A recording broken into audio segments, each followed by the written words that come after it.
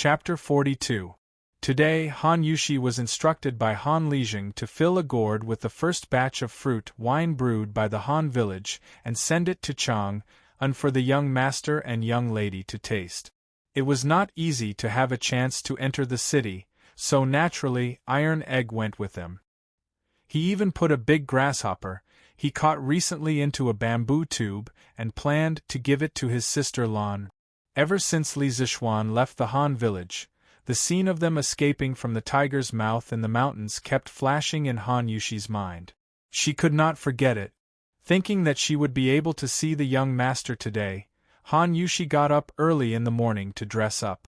She put on a relatively new pink dress and took out a silver hairpin from an exquisite wooden box at the head of the bed. She pinned it on her beautiful hair. This silver hairpin was left to her by her mother. Han Yushi, who was already fresh and refined, became even more beautiful. She was like a fairy descending to the mortal world. She was so radiant that she attracted the attention of passers-by along the way. Fortunately, the Tang Dynasty was still relatively clean. Generally, no one dared to kidnap women in public. The siblings entered the city from the Yenxing Gate in the east of Chang'an. Looking at the neat streets and magnificent buildings, Iron Egg did not know where to put his eyes. He looked around randomly, like Granny Lu entering the Grand View Garden for the first time. They did not know that from the moment they entered the city, a pair of eyes had been watching them. To be more precise, they were watching Han Yushi.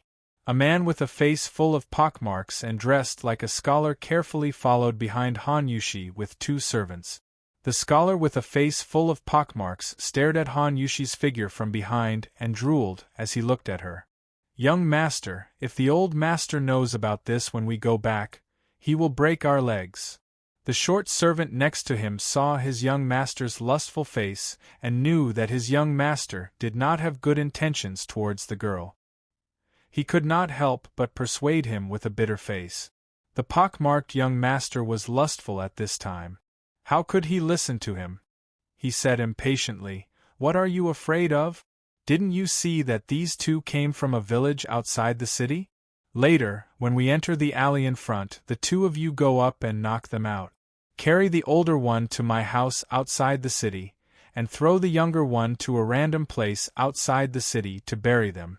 No one will know." After he finished speaking, he licked his lips and sneered wickedly. "Tsk, this little lady is really charming. She's even prettier than the courtesans of the Emerald Smokehouse. This young master has traversed the fields of flowers for so many years, but I've never seen such a stunning beauty." When the two servants saw their young master like this, they guessed that they wouldn't be able to persuade him otherwise. Their faces were bitter. In the past, the young master had done this kind of thing many times. However, after being discovered by the old master, the ones who were punished were always the servants. This time, they could only pray that things would go smoothly and not be discovered by others. When Han Yushi and Iron Egg walked into the alley between Xian Ping Square and Xing Ping Square, they felt that there were a few people following behind them. She stopped in her tracks and turned around to look. Han Yushi saw a wretched man with a face full of pockmarks staring at her lecherously. She immediately felt angry and flustered. However, when she looked up and saw that there were no pedestrians around. This alley was remote and narrow. Han Yushi was very anxious at this moment. "Little lady, how about coming home with me? How about I take you in as my 8th concubine?" The pockmarked man chuckled and said. As he spoke, he wanted to go forward and touch her. As for the little brat beside him, he didn't care about him from the beginning. "Get lost, don't touch my sister." Iron Egg picked up a stone in the corner and stood in front of Han Yushi. He raised the stone in his hand to deter the three people in front of him. At the same time, he whispered to Han Yushi behind him, "Sister, take the opportunity to find the young master later. They can't catch up with me." Han Yushi quickly shook her head. "How can I do that? If they catch you, they will beat you." Iron Egg said anxiously, "Sister, what time is it now? If I am caught, I will at most be beaten up." Iron Egg has thick skin and is not afraid of being beaten. But if you are caught, sister, it will be different. Children from poor families took charge of the family early. Although Iron Egg was young, he still knew a little about the dirty dealings of these rich young masters. He understood that if his sister fell into the hands of this scum, she would definitely suffer a fate worse than death. He might as well go up and be beaten up. Anyway, he had thick skin. Han Yushi's face turned pale when she heard this. After struggling for a while, she said, "Iron Egg, you must be careful. Sister will go and find the young master for help." Want to leave? None of you can leave. The pockmarked man snorted coldly. 2 servants blocked their way, one in front and one behind. At this time, Iron Egg suddenly exploded. He threw the stone in his hand at the servant blocking the way in front and shouted, "Sister, quickly leave from here. I will stop them." Although Iron Egg was young, he usually did a lot of farm work and was not weak at all. His stone hit the servant's forehead directly and smashed him to the ground. The pockmarked man was shocked. He didn't think that this little brat, whom he had always looked down upon, would have such great strength and speed. Seeing that one of his lackeys had fallen, he hurriedly joined forces with another tall servant to close in on this side. At this time, Iron Egg quickly picked up a wooden stick next to him and stopped the 2 people who wanted to chase after Han Yushi. Han Yushi shed tears and cried, "Iron Egg, sister will go and find the young master to save you." After saying that, she immediately turned and ran out of the alley. She knew that she could not help here. She could only hope that Iron Egg could hold on until she found the young master to save him. Li Zishuan brought Lan'er Li Chengxian and Steward Wang to the East Market. The East Market was very close to the Li family, so they did not choose to take a carriage and walked directly. They talked and laughed along the way. When they walked to Yongning Lane, they heard Lan'er cry out in surprise, "Brother, brother, look, isn't that Sister Yushi?" When Li Zishuan heard this, he immediately turned his head and looked in the direction Lan'er was pointing. He saw a beautiful girl in a pink dress with a fairy-like face, but she was crying like a pear blossom in the rain. She was wiping her tears as she ran. This girl was Han Yushi. Seeing this, Li Zishuan hurriedly exerted his strength and ran in front of Han Yushi. Han Yushi was thinking about her brother's safety, and only knew to run forward without caring about anything else. She did not notice him at all and bumped into his arms. She immediately woke up with an "ah." Looking up and seeing that it was Li Zishuan, Han Yushi was pleasantly surprised. She hurriedly pulled his arm and cried, "Young master, quickly go and save Iron Egg. A few scoundrels are beating him up in front." Li Zishuan's heart ached when he saw Han Yushi crying. When he heard her words, he instantly guessed the situation in his mind. He could not help but be furious. He did not have time to ask her why she entered the city today and directly said, "Yushi, you lead the way. Quickly bring me there." He then shouted at the 3 people who were following behind, "Yushi and I will go and save Iron Egg first. Lan'er Gao Ming, you guys follow later." After saying that, he directly took Han Yushi and used the cloud-piercing step. He ran in the direction Han Yushi pointed. He did not deliberately take advantage of Han Yushi. The situation was urgent and did not allow him to hesitate. Chapter 43. I told you to meddle in other people's business. I'll beat you to death today. Seeing the beauty that was about to be sent to his mouth suddenly fly away, the pockmarked man was very angry.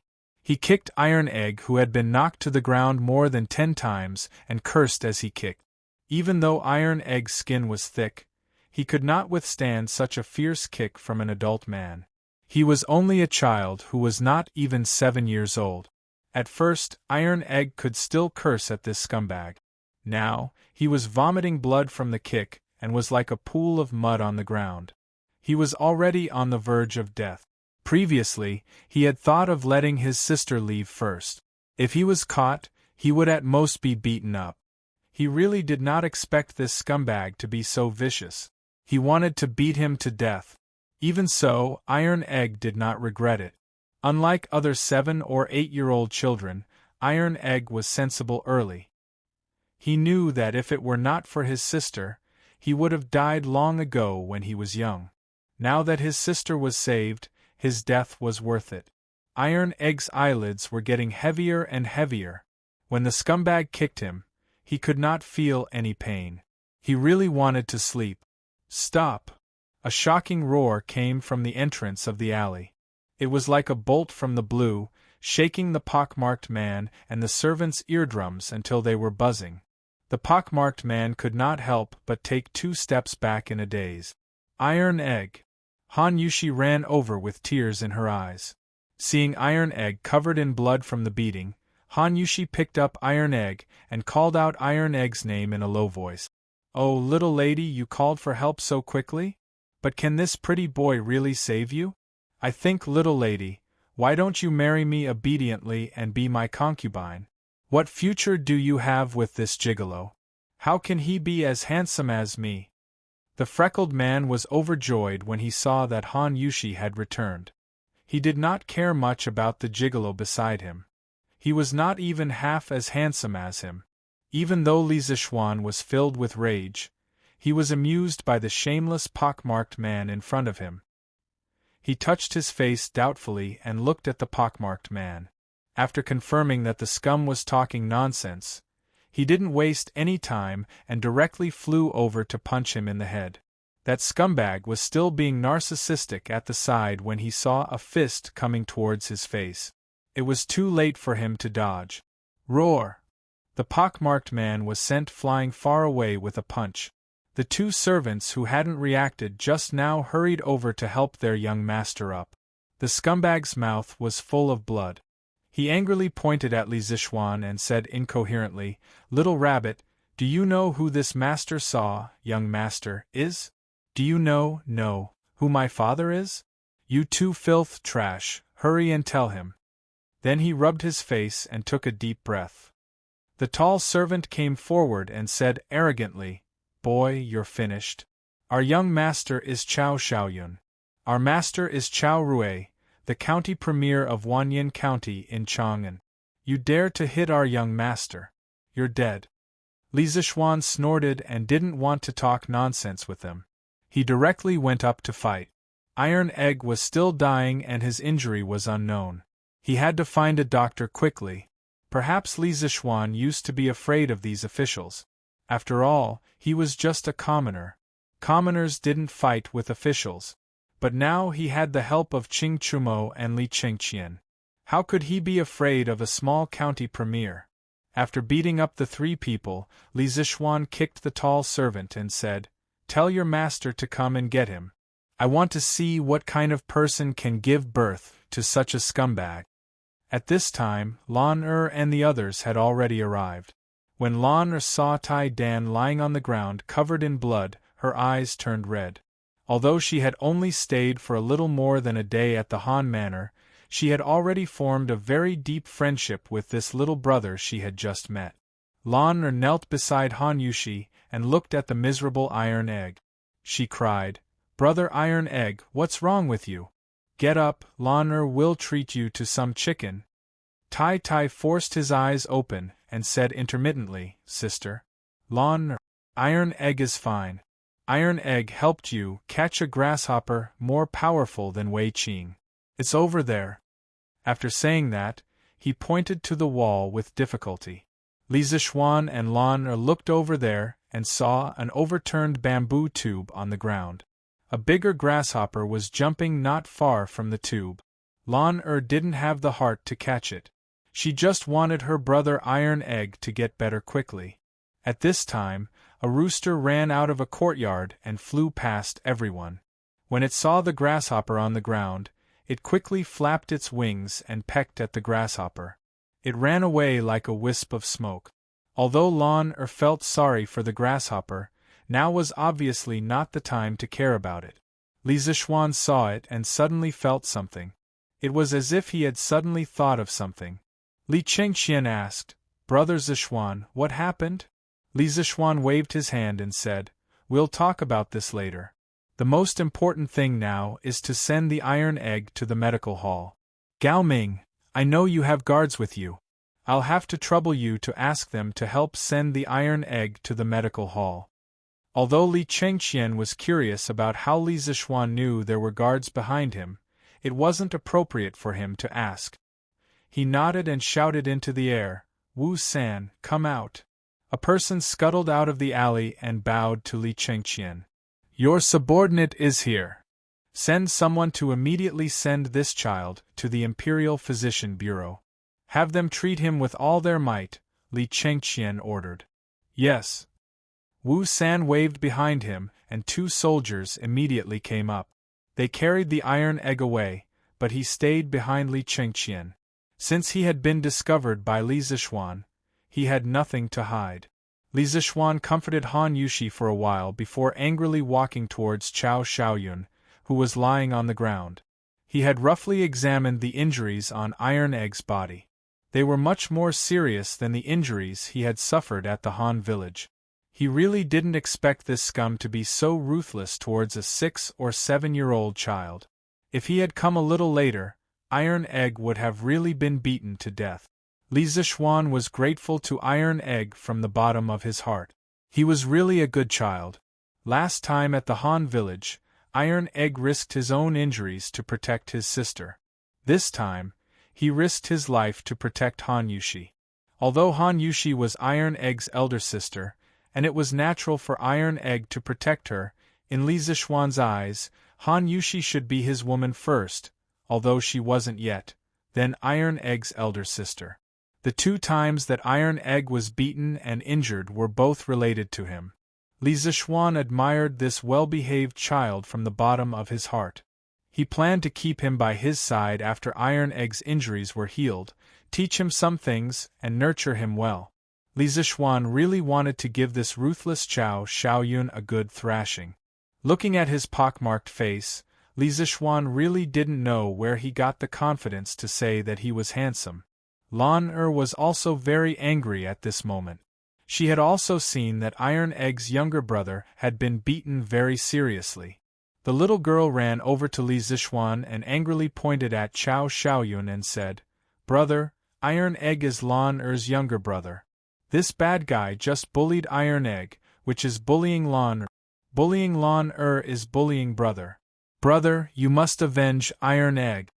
Li Zishuan didn't expect his little sister to speak so logically now. He was a little surprised. It seemed that the little girl was really angry now. Li Zishuan said in a deep voice, "Lan don't worry. Brother will avenge Iron Egg." Chapter 44. Li Zishuan angrily copied Iron Egg's wounds on Chao Xiaoyun's body. Of course, since he was the one who hit Chao Xiaoyun's injuries were much more serious than Iron Egg's. At first, Chao Xiaoyun could still arrogantly shout a few words, saying that when his father came, he would teach Li Zishuan a lesson. But after a while, he was kicked until his whole body was covered in blood. He was gasping for air and could no longer speak. "Brother, you beat him well." Lan was not afraid of this bloody scene at all. Instead, when she saw Li Zishuan beat Chao Xiaoyun, she could not help but clap her hands and cheer. Chao Xiaoyun spat out 2 mouthfuls of blood. He had never been treated so miserably. He could not help but swear in his heart that he would definitely cripple this brat in the future. Housekeeper Wang was afraid that someone would die, so he quickly pulled Li Zishuan away. "Young master, although County Deputy Chao is only an 8th-rank county magistrate, it would not be easy for master to clean up the mess if someone died." Han Yushi also came over and pulled Li Zishuan away. "Young master, stop beating him." She was also afraid that Li Zishuan would get involved in a murder case because of her and her brother. Li Zishuan let Chao Xiaoyun live and walked to the side to wait for his father to come over. Li Chengqian saw that Li Zishuan wanted to make a big deal out of this, so he waved his hand and asked Wu San to come over. He whispered a few words in his ear and Wu San quickly left. County Deputy Chao was dealing with official business with the county magistrate today. When he saw his servant come to the county office with a bloody nose and a swollen face, his heart skipped a beat and he knew that something bad was going to happen. He quickly excused himself from the county magistrate and took the servant out of the county office. He went to a corner and asked in a low voice, "What happened? Did that unfilial son cause trouble for me again?" He knew his son's character better than anyone else. No matter how many times he reprimanded him, he would still cause trouble. Every time he caused trouble, he would have to clean up his mess. Fortunately, his son still had some brains. He didn't provoke those high-ranking officials and only harmed some commoner women. The trouble he caused each time wasn't too big, so he was able to settle it for his son every time. The servant hurriedly said, "Young master wanted to make a move on a girl at Xian Ping Lane, but he was detained by a young man. He wants master to go and get him." Hearing this, County Deputy Chow's face darkened. His unfilial son had indeed caused him trouble again. Although he expected better from him, he was still his son. He pondered and asked, "Who is that young man?" The servant replying to master, "I don't know." Deputy County Magistrate Chow waved his hand and summoned 5 yamen runners. Helplessly, he asked his servants to lead the way. He prayed in his heart that he would not kick an iron plate this time. When County Magistrate Chow arrived at Xianping Square, he saw his son covered in blood and lying on the ground. He quickly walked over and squatted down to check his son's injuries. At this moment, Chow Xiaoyun heard footsteps coming. He wanted to open his eyes to see if it was his father, but he couldn't open his eyes even with all his strength. Although County Magistrate Chow knew that it was his son's fault, he still felt a little angry when he saw his son in such a miserable state. However, the most important thing at this moment was to figure out the young man's identity. County Magistrate Chow suppressed the anger in his heart, walked forward and asked, "Who are you? How dare you commit a violent crime on the street and disregard the law of Tang Empire?" There was a trace of majesty in his voice. Li Zishuan snorted and said, "You must be County Magistrate Chow. What a powerful official's prestige. Why don't you ask your son what he has done? Lord Chow, you don't have to worry about my identity. My father is just a businessman." Hearing that the young man in front of him was just a businessman's son, County Magistrate Chow breathed a sigh of relief and felt more confident. At this moment, his prestige was more powerful. He shouted loudly, "How dare you commit a violent crime in broad daylight? Come on, take him back to the county government." 2 yamen runners immediately rushed forward to take him back. "Who dares?" Seeing that County Magistrate Chow was going to bend the law for personal gain in front of him, Li Chengqian couldn't bear it and shouted loudly. As the crown prince of the Tang Empire, he was very angry that there was such a scum in front of the emperor. He secretly thought that this time when he returned to the palace, he should suggest to his father that the emperor should reorganize the administration of officials. County Magistrate Chow didn't notice Li Chengqian until now. Seeing that he was just a little boy in his teens, he couldn't help but shout, "Who are you? How dare you obstruct the government from handling the case?" He was just a small official of level 8, who was not qualified to meet the crown prince before. Therefore, he had the courage to say those words just now. Li Chengqian was not afraid at all and replied, "County Magistrate Chow, you don't need to know who I am. But there is someone you definitely know. You will see him later." Seeing that the young man in front of him was so fearless, County Magistrate Chow was about to ask who he was when he saw a group of people coming to the alley. When he saw the leader, County Magistrate Chow was shocked. He hurriedly ran over and bowed to him. "County Magistrate Chow, I am County Magistrate Wanyan." The middle-aged man in the official uniform was Magistrate Hua of Chang'an. The city of Chang'an was divided into Chang'an County and Wanyan County. The officials of the 2 counties in the city, as well as Lantian, Xinfeng and other counties outside the city, were all under the jurisdiction of Magistrate Chow. Therefore, Chow Rui was so respectful when he saw the people coming. Magistrate Hua heard from a guard that there was a man with the token of the East Palace and asked him to send people to save the Crown Prince. Magistrate Hua took the token and carefully observed it. It was real and he couldn't help but be shocked. If something happened to the Crown Prince under the Emperor's command, he would lose his position as magistrate. He hurriedly brought over a dozen people. County Magistrate Chow tried his best to bow and greet Magistrate Hua in a low and flattering voice. However, Magistrate Hua ignored him as if he didn't see him and went straight to Li Chengqian.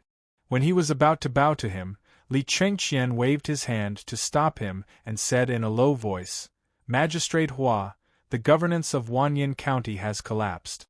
I will tell my father the truth when I go back to the palace today." Magistrate Hua's back was covered in a layer of cold sweat when he heard this. He hated Chao Rui to death in his heart. He was about to explain and plead with Li Chengqian, but Li Chengqian ignored him after he finished speaking. He turned around and walked to another 14-year-old boy. At this moment, Li Chengqian said to Li Zixuan, "Brother Zixuan, let's leave this matter to Magistrate Hua. Let's go to Shi City." Li Zixuan thought about it. There was indeed no need for him to do anything here. Chao Xiaoyun had been beaten to such a state. If he beat him again, he would be beaten to death. Moreover, Li Chengqian had already warned Magistrate Hua personally. As long as there was nothing wrong with his brain, he wouldn't dare to cover for Chao Rui and Chao Rui. Looking at Chao Xiaoyun's behavior, he knew that this was not the first time he had done this. Now, he had gotten rid of a scourge for the people of Chang'an. Li Zixuan walked to the side and pulled Han Yushi up. He took Lan and Li Chengqian to Shi City. They were going to Shi City to buy a shop today. Chapter 45. When they arrived at the East Market, Steward Wang found someone from the broker house and explained his intentions. That person brought them to a shop that had recently shown interest. In the end, Li Chengqian and Li Zixuan took a fancy to a wood carving shop called Heavenly Craft Pavilion. The shop was rather large. It was a small 2-story building. People could live on the top floor and store their goods, while the bottom floor could be used as a storefront. Moreover, the shop's location was excellent. Diagonally across from the East Market's largest restaurant, the Yunxi Restaurant, was the location with the densest flow of people in the East Market. Li Zixuan was very satisfied with the shop's structure and location. He hurriedly signaled for Steward Wang to discuss the price with the shop's owner. He, Li Chengqian, and Lan'er strolled around the shop. When he saw the wood carvings on the shop's shelves, Li Zixuan was immediately shocked. Taishang Laojun, Maitreya Buddha, 2 dragons playing with a pearl, and monkey birthday gifts were all on the shelf. Moreover, the layout of each carving was full. It was scattered but not loose, numerous but not messy. The layers were distinct and the theme was prominent. The carver was truly a master of knife skills. The shop's name, Heavenly Craft Pavilion, lived up to its name. Li Chengqian was also somewhat astonished. Although he was young, he still had the ability to appreciate. Now that he saw so many exquisite carvings, he exclaimed to Li Zixuan, "Brother Zixuan, the wood carvings in this shop can only be compared to some of the finest heirlooms in the palace." Li Zixuan nodded. At this moment, Steward Wang had finished negotiating with the shop's owner and was walking over to them. "Young master," according to the shop's owner, his master was transferred to Suzhou, so he was in a hurry to sell this shop. The final price was 780 strings of cash. "What do you think, young master?" Steward Wang reported. "Cheap, so damn cheap." This was Li Zixuan's first thought. Compared to the price of housing in the capital of his previous life, the current price of this shop was too low. Li Zixuan hurriedly nodded in agreement, then personally walked over to the shopkeeper. He cupped his hands and said, "Shopkeeper, may I ask who the master carver of this shop is?" The shopkeeper had found a buyer and was in a good mood. He replied, "Oh? Was this Langjun also interested in wood carving? The sculptor is Lu Dingyi, the famous sky broadsword in Chang'an City." People call him Louis Dao. Our shop paid a lot of money to hire him. If Xiao Langjun bought this shop for the wood carving business, I suggest you find a way to keep Louis Dao here. There are many shops out there competing to hire him." After saying that, the shopkeeper pointed to a skinny old man at the door. When Li Zixuan heard the shopkeeper say that the old man's nickname was Louis Dao, he couldn't help but curse in his heart. "Why don't you call yourself Yidao Niu?" In his previous life, he was a Dota enthusiast, and he had played a lot of Dota moves. Ugh, this guy couldn't help but let his thoughts wander. However, Li Zixuan really wanted to keep this old man with exquisite carving skills. Although he didn't plan to open a carving shop, he still needed a master who knew how to carve some rare items in the future. Li Zixuan immediately asked Louis Dao to stay at the Heavenly Craftsman Pavilion for 1.5 times the previous salary. After the handover with the shopkeeper, they were given 3 days to move out. Li Chengqian saw that it was getting late and was about to leave. Suddenly, he remembered that their shop didn't have a name yet, so he asked, "Brother Zixuan, what should we name this shop?" Li Zixuan thought for a while and said, "Let's call it Wonderful Interest Pavilion. In the future, all the wonderful treasures in the world will come from this pavilion, ha." Li Chengqian nodded in agreement and said, "We'll call it Great Kindness." Li Zixuan rolled his eyes and suddenly had an idea. He pulled Li Chengqian over and whispered, "Brilliant, I heard that His Majesty loves calligraphy. If you can find a way to let His Majesty inscribe a plaque for Wonderful Interest Pavilion, I'll give you half of the shares and 2 wonderful stories like Journey to the West. What do you think?" Li Chengqian's expression changed when he heard this. He immediately shook his head like a rattledrum and said anxiously, No, my father will definitely not agree." Although Li Zixuan's offer was very tempting, it was obvious that he was more afraid of Li Er's tiger might. To let Li Er inscribe a plaque for a shop, it was really his brother's idea. This was simply courting death.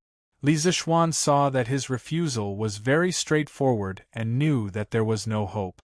He settled for the next best thing and said, "Then forget it. But brilliant, you have to find a famous calligrapher to inscribe a plaque. Our Wonderful Interest Pavilion's style must be as high as possible in the future. The plaque can't be shabby." Li Chengqian thought for a while and already had a plan in mind. He nodded in agreement and said, "That's not a problem. Oh right, tomorrow I'll bring over that very interesting person with excellent skills in machinery for you to meet. I see that Brother Zixuan often has some wonderful ideas. Perhaps the two of you can collide and create some sparks."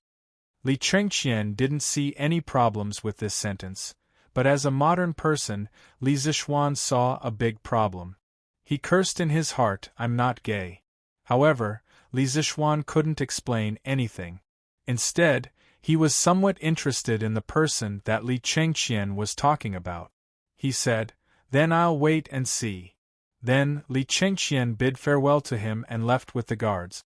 Li Zixuan took Lan Yushi and a few others and hired a carriage to go to the Imperial Medical Department to pick up Iron Egg.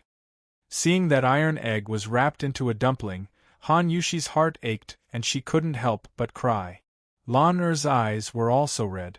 Iron Egg saw that his sister and Lan were sad for him and hurriedly comforted them. Sister Lan don't worry. Iron Egg is fine.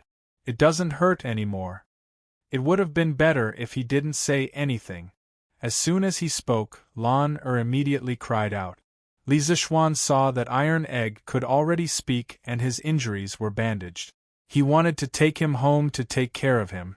Thus, he found a medical officer and asked, "How is this child's injury? Can you take him back?" Iron Egg had no relatives or friends in Chang'an. Today, he was injured because of Han Yushi. No matter what, Li Zixuan had to take him back to the residence and have someone take good care of him. When Li Zixuan came to the Imperial Medical Department, he brought Li Chengqian's warrant. This medical officer naturally didn't dare to offend him. He replied, "The child's broken bones have been connected. Next he only needs to rest. You can take him back, but you must be careful. Li Zishuan nodded. He invited a few students from the Imperial Medical Department to carefully carry Iron Egg into the carriage. Naturally, a few bedding had been prepared in the carriage to avoid bump. Li Zishuan let Han Yushi and Lan enter the carriage to take care of Iron Egg. He also instructed the driver to walk slowly. He and housekeeper Wang followed behind the carriage on foot. The group rushed to the Li residence. Iron Egg saw that the young master wanted him to sleep in the carriage while walking by himself. He was immediately moved. He wanted to get up and refuse, but Li Zishuan sternly stopped him. Iron Egg's heart suddenly felt warm. He thought to himself, they are both young masters. Why is it that his young master is so good to us country bumpkins, but Lu Haojian and Chao Xiaoyun are so bad to country bumpkins? Bruiser had saved people twice, and both times he had been beaten. Although he had succeeded in saving people, he had been injured each time. He had a thirst for power. He wanted to be as strong as his young master, or even as strong as his father. That way, he would be able to protect his family from being bullied. Seeing that his young master was so good to his family, Iron Egg had a glimmer of hope. He thought, maybe if I beg the young master, he can teach me martial arts? Even if his young master was unwilling, Iron Egg planned to go back home and ask his father to teach him a few moves. Yes, Iron Egg was not stupid. He also knew that his young master's martial arts were better than his father's. After experiencing so many things, Iron Egg also understood many things. He wanted to become stronger. Chapter 46. When they returned to the Li residence, Madame Li was in the front hall when she heard the commotion at the door. Xian'er, where did you go? Whose child is this? How did he get hurt so badly? Madame Li asked in shock when she saw her son calling San Bao and Ah Fu to carry a little boy wrapped up like a dumpling. Mother, this is Han Village's Han Lijing's son, Iron Egg. This is Han Lijing's daughter, Han Yushi. Today's matter is a long story. Let me help Iron Egg settle down first. Li Zishuan told the servants to be careful not to hurt him as he answered his mother's question. At this moment, Han Yushi hurriedly walked forward and bowed. Yushi greets Madam. Us siblings have disturbed you today. Iron Egg, who was being carried, forced himself to stand up and said to Madame Li, Iron Egg pays his respects to Madam. Madame Li hurriedly pressed the child down and said there was no need to be so polite. She then turned to look at Han Yushi. Seeing her beautiful appearance and pitiful appearance, she was truly a peerless beauty. She was stunned and secretly wondered if her son had taken a fancy to this girl. She walked forward to help Han Yushi up and said, Miss Han, there's no need to be so polite. Our Li family usually collects rent from the Han village. Your father has also given us a lot of convenience. She then turned to Li Zishuan and said, Xian'er, let San Bao and the others place Iron Egg in Mingyue Xian. The siblings will stay there tonight. Mother will send a few servant girls over to take care of them. Mingyue Xian was a small independent courtyard in the west courtyard that Li Zishuan lived in. It was used by the Li family to entertain guests. Li Zishuan naturally agreed. Han Yushi hurriedly declined. Madam, we don't need servant girls to serve us. I can take good care of little brother.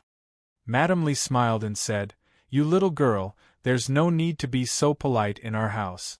Previously, Xian'er was taken care of by your father in the Han village. She had just noticed that there was a trace of adoration in her son's eyes when he looked at Han Yushi. As an experienced person, Madame Li naturally understood everything. She thought to herself that although this girl's family background was a bit poor, her appearance could indeed be considered stunning. No wonder her son was infatuated with her. Her son was finally enlightened. It seemed that she would soon be able to hold her grandson. Mrs. Li's imagination was running wild, and she began to fantasize happily. Li Zishuan politely directed the servants to carry his future brother-in-law. With such a good opportunity to perform, of course, He had to perform well in order to get closer to Han Yushi. However, he was completely unaware that his thoughts had been completely seen through by his quick-witted mother. After some work, Li Zixuan, Lan Er, and Han Yushi followed the servants to Mingyue. Madame Li naturally went to instruct the kitchen to prepare dinner. After placing iron egg on the bed, the servants took their leave. Li Zixuan turned around and said to Han Yushi, "Yushi, iron egg's injuries can't withstand any bumps. The mountain road to the Han village is also rugged. You should accompany Iron Egg and stay at my house for a few days. When Iron Egg's injuries are more or less healed, we'll talk about it again. I'll send someone to the Han village to inform your father in a while." After saying that, he looked at Han Yushi and prayed that she would quickly agree. Spring was coming, and this fellow was now a little moved by love. Although Han Yushi felt that it was inappropriate to stay here, everything the young master said was reasonable. Iron Egg's injuries were indeed unable to leave. She could only nod and say, "Then I'll have to trouble you, young master." After saying that, a trace of joy and anticipation appeared in her heart for some reason. Children all loved excitement. Lan Er heard that and cheered, "That's great, that's great. Now there's finally someone to play with Lan Er." Li Zixuan pointed at Lan Er unhappily and said, "Big brother, haven't I been playing with you all this time? You ungrateful little girl." Lan Er naughtily stuck out her tongue at her brother. She tugged at Han Yushi's arm and giggled. She didn't say anything else. Xiao He walked in and bowed. "Young master, the food is ready. Madam wants you to go to the front hall to eat. Old master is also back." Li Zixuan nodded and said to Han Yushi, "Yushi, follow me to the front hall to eat. I'll ask Xiao He to send some food over for Iron Egg to eat later." Han Yushi hesitated for a moment and nodded.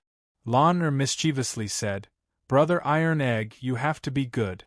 Lan Er will ask Sister Xiao He to send you some chicken to eat later." Iron Egg didn't know whether to laugh or cry. "Come Yushi, eat this base. It's good for your body." At the dining table, Madame Li was beaming with joy as she frequently picked up food for Han Yushi. Han Yushi's small bowl soon piled up into a small mountain. Han Yushi was helpless. If she refused, she was afraid that it would be too rude. Moreover, she kept feeling that Madame Li was looking at her strangely. She was a little flustered, and could only hurriedly thank her and bury her head in eating. Li Zixuan also noticed his mother's strange gaze. He thought to himself, could it be that his mother saw that he was interested in Han Yushi? That shouldn't be. Li Zixuan felt that he hid it very well. "Xian, I heard from your mother that Han Tianhu's son was injured today?" Li Jingma asked. "Yes, father. Iron Egg's injury is very serious. I want him to recuperate in our house for a few days. I'll send him back when his injury is better," Li Zixuan answered. Li Jingma nodded. "Yes, that's how it should be. Your father and I have some friendship before. Since his son is recuperating in our house, we have to take good care of him. But speaking of which, why was Iron Egg injured? There are actually people who dare to commit murder and injure people at the foot of the emperor. Isn't this disregarding the national law?" When Li Zixuan heard this, he felt that the latter half of his father's words were very familiar. After thinking for a moment, it turned out that County Magistrate Chao had just told him this afternoon. He couldn't help but find it funny. He told his father about how they went to Shi City in the afternoon and met Yushi and the others who were bullied. Bang! When Father Li heard about Chao Xiaoyun's evil deeds, he immediately slammed the table angrily. This is really preposterous. He actually snatched a commoner's daughter in broad daylight and maliciously injured her. I've heard of this Chao Xiaoyun before. He used his father's official position to snatch commoner's daughter and committed all kinds of evil deeds. He's really guilty. Madame Li also said angrily, "This kind of evil person really deserves to be killed." Xian what happened after that? Li Zixuan said. Later, Gao Ming called the capital magistrate and ordered him to handle the case impartially and not to play favoritism. Their Chow family will definitely be finished this time. Madame Li let out a sigh of relief. She held Han Yushi's hand and gave her a comforting look. Li Jingmo reacted quickly and asked doubtfully, Xian'er, who is this Li Gaoming? Why is he able to call the capital magistrate? Li Zishuan didn't plan to hide this matter from his parents. In any case, they would find out sooner or later. He said, Father, this Li Gaoming is the current crown prince, Li Chengqian. A single sentence stirred up 1,000 waves. This was simply earth-shattering. Other than Li Zishuan and Lan'er, everyone else in the room was dumbfounded. They were just ordinary people. The crown prince was too far away from them. They never thought that Li Zishuan would be related to the crown prince. Li Jingma's psychological quality was better. After all, he had been in the business world for decades. He was the first to come back to his senses. He muttered, Xian'er, why is the crown prince with you? Li Zishuan really wanted to tell his father that his words were ambiguous. He wasn't gay. However, now was obviously not the time to joke.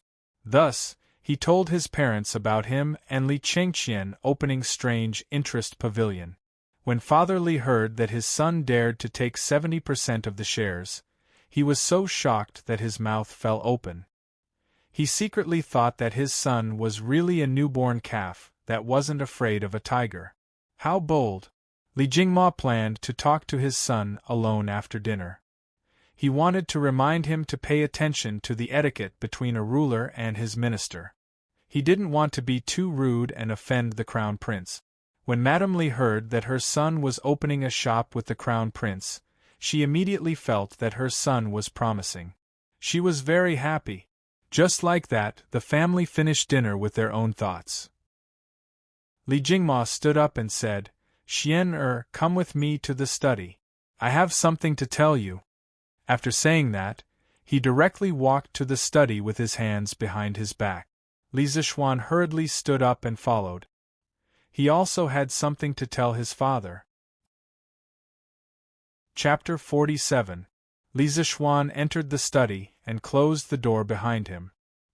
He found that his father was already sitting on a stool, holding a cup of tea and waiting for him. Li Zishuan sat on the other side without hesitation and poured himself a cup of tea. Drinking tea after a meal was good for digestion. Seeing his son's carefree attitude, Father Li couldn't help but get angry. Xian'er, how did you meet the crown prince? Looks like father is still worried about the crown prince. His mentality isn't stable. Li Zishuan put down his teacup and told his father about how he met the crown prince on the way to Shi City and how the Drunken Immortal restaurant had invited the crown prince and Qing Chumo to eat together. Father Li stroked his beard and digested the information. Xian'er, you have to follow the rules in front of the crown prince. Pay attention to the etiquette between a ruler and a minister. You can't be as undisciplined and reckless as you are at home. As the saying goes, accompanying a ruler is like accompanying a tiger. If you anger the crown prince, even I won't be able to save you. Thinking of that brat Li Zishuan, if he had to bow and scrape before him, he wouldn't have been able to do it. However, Father Li's words were for his own good. Li Zishuan couldn't be bothered to explain and could only reply vaguely. Father, don't worry. The crown prince and I are friends. He won't use his status to pressure me. Father Li glared at him. Even so, you can't overstep the etiquette between a ruler and a minister. What if the crown prince decides to settle the score one day? Yes. Father is right. I'll listen to you. In order to avoid being lectured by his father, Li Zishuan quickly nodded in agreement. Seeing his son's behavior, Father Li knew that he didn't listen. He snorted angrily and didn't bother to persuade him anymore. Why did you only give the crown prince 30% of the shares of your strange interest pavilion? Why don't you give him 30% tomorrow? Our family doesn't lack money. There's no need to offend the crown prince over such a small matter. Li Zishuan immediately stomped his feet and said anxiously, No, this won't do. That won't do. The crown prince himself has already agreed to this condition. Father, what are you doing here? Aren't you just as anxious as the Emperor? You little bastard, how dare you talk to your father like that? Is your skin itching again? Fatherly was so angry that his beard blew and his eyes widened. Flustered and exasperated, he was about to get up and hit him. Li Zishuan immediately got up and dodged. As he dodged, he shouted, "Mother, help! My father is going to put righteousness before family." Old Manly was even more furious. He was so angry that he stomped his feet. At this moment, a cough came from outside the study. Cough, cough. Li Zishuan could tell that it was his mother's voice. Sure enough, her mother pushed the door open and entered. After Mrs. Li came in, she coldly glanced at Old Manly, then directly sat down beside him, and said to Old Manly, "I think you want to sleep in the study again? What couldn't he say to little Xian properly? Little Xian is already so old, yet you still hit and scold him. What a scandal!" Old Manly instantly lost his temper. He sat back down like a wronged wife and sipped his tea in grievance. Li Zishuan saw that the atmosphere was a little stiff. He laughed dryly and went forward to reason with his father. "Father, that strange interest pavilion is your son's first business. In the future, its scale will definitely surpass the Tang Empire.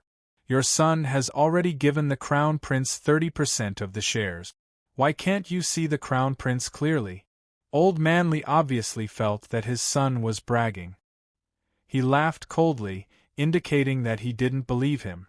Li Zishuan said helplessly, "Father, if you don't believe me, then let's wait and see. Also, your son has something to tell you today." Old Manly swallowed his tea and said unhappily, "What can you possibly want?" It seems that his father's heart is full of resentment. Li Zishuan said awkwardly, "Father, other than the abilities I told you before, my master is also proficient in divination. Did you know?" Old Manly stared and said, "How would I know? Besides, why are you telling me this?" Li Zishuan patiently said, "Father, when your son was 7 years old, I accidentally heard my master say that on the 4th day of the 6th month of the 9th year of Wuda."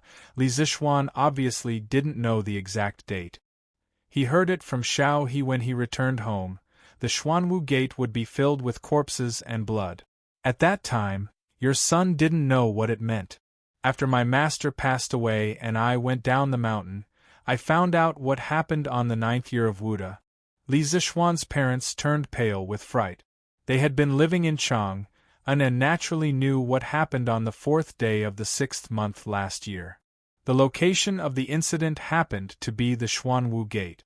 This incident had now become a taboo among the people of the Tang Empire. No one dared to mention it in public. Mrs. Li stood up and said anxiously, "Xian, is this true?" Li Zishuan nodded solemnly and said, "Your son doesn't dare to lie to you." Although Old Manly was shocked, he still had some doubts and asked, "So what if your master has the ability to predict the future? What's the point of telling us this?"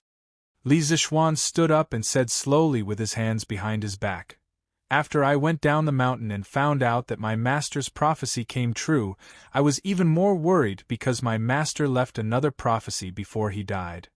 Old Manly was also a little nervous at this moment and asked hurriedly, "What prophecy?" Li Zishuan gathered his emotions for a moment and said in a low voice, "My master said that on the 6th day of the 2nd year of Jingguan, there will be a large-scale and unprecedented locust plague in the Tang Empire. At that time, the locusts will cover the sky and the earth and pour down in torrents, sweeping across the entire Guanzhong plain. Wherever the locusts pass, the land will be barren and all the crops will be destroyed by the locusts. The Tang Empire will suffer a world-destroying catastrophe. At that time, thousands of people will starve to death because of the lack of food. It's not surprising that the locusts will eat their children." The two elders were stunned by this shocking prophecy and were speechless for a long time. Mrs. Li had always been kind-hearted and couldn't bear to see others suffer. At this moment, the miserable scene described by Li Zishuan touched her delicate heart and her eyes turned red. Mrs. Li gently wiped the corner of her eyes and asked sorrowfully, Xian did your master say that there is a way to resolve this locust plague? She still had a glimmer of hope in her heart. Li Zishuan slowly shook his head and said, My master said that in the 9th year of Wuda, even if the Turks attacked the vicinity of Chang'an, it wouldn't be terrible. The Tang Empire will have a wise ruler to resolve this disaster. But this locust plague in the 2nd year of Xinguan is the biggest test for the Tang Empire that has just been pacified. No one can resolve it. We can only rely on ourselves to fight against the heavens. At this moment, Old Man Li's face was also a little sad. He shook his head and smiled bitterly. Alas, we are just mortals. How can we fight against the heavens? Mrs. Li also nodded her head with a miserable expression. The ancients had always maintained a reverent heart for the heavens. In their view, the locust plague was a punishment from the heavens to the human world. How could mortals resist it? In the end, humans couldn't fight against the heavens. Li Zishuan saw that his parents had accepted their fate and had no fighting spirit. He couldn't help but shake his head. It seemed that his task tonight was a little heavy. He had to pull his parents together. He couldn't complete this plan alone. Chapter 48. The atmosphere in the study was extremely stifling. Li Zongyuan's parents had already believed in their son's prophecy, but even if they knew about it in advance, what could they do? At most, they could stock up a batch of food in advance to ensure that their family members wouldn't starve to death. But there would still be tens of thousands of people starving to death because of the lack of food. Although Li Zongyuan's parents weren't exactly good people, they knew that many people would starve to death in the future, but they couldn't do anything about it. Their hearts were filled with grief. Li Zishuan had been worried that if his father knew about the locust plague, he would try to stock up on food in advance so that he could raise the price of food and make a fortune from the disaster. But looking at his father's sorrowful face, Li Zishuan knew that he was overthinking things. He secretly chided himself for being a petty person. However, knowing that his father wasn't a petty merchant, Li Zishuan felt gratified in his heart. He walked in front of his father and firmly said, Don't worry. Father, if we don't try, how can we know that we can't fight against the heavens? Master once said that the world thinks that men can't fight against the heavens, but they don't know that it's just an excuse that the weak find for themselves. As long as we try our best, then men can defeat the heavens. When Li Jingma heard his son's words, he felt his blood boil. He raised his head and asked his son. Xian, have you thought of a good idea? Li Zishuan sat back down on the stool, took a sip of tea, and nodded. Ever since I returned from Mount Longhu, I've been thinking of a solution. In those days, when I thought about how the great Tang would starve for thousands of miles in a year, I was so worried that I couldn't eat or sleep. Cough, cough. Don't talk nonsense, get to the point. Li Jingma hurriedly interrupted. He cursed in his heart. You still have the face to say that you can't eat or sleep. You eat in different ways every day, and you even made a chicken to eat. And you don't even wake up until late in the morning. Madame Li was also amused by her son's shameless words. She realized that her son's skin was getting thicker and thicker. But this was also good. A thick-skinned person wouldn't suffer losses easily.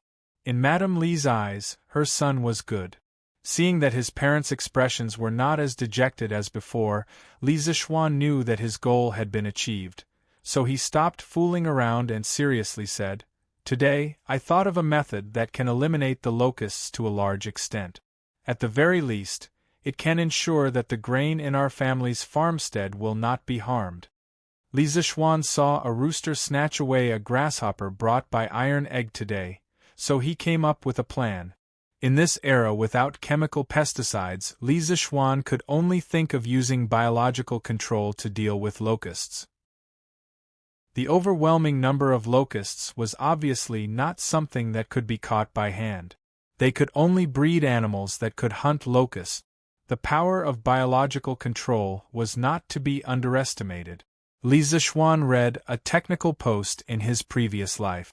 According to statistics, a black-spotted frog could hunt more than 135 locusts, the larvae of locusts, per day. A swamp frog could hunt more than 120 locusts per day, a toad could hunt more than 160 locusts per day, and an adult bird could eat 167 adult locusts per day.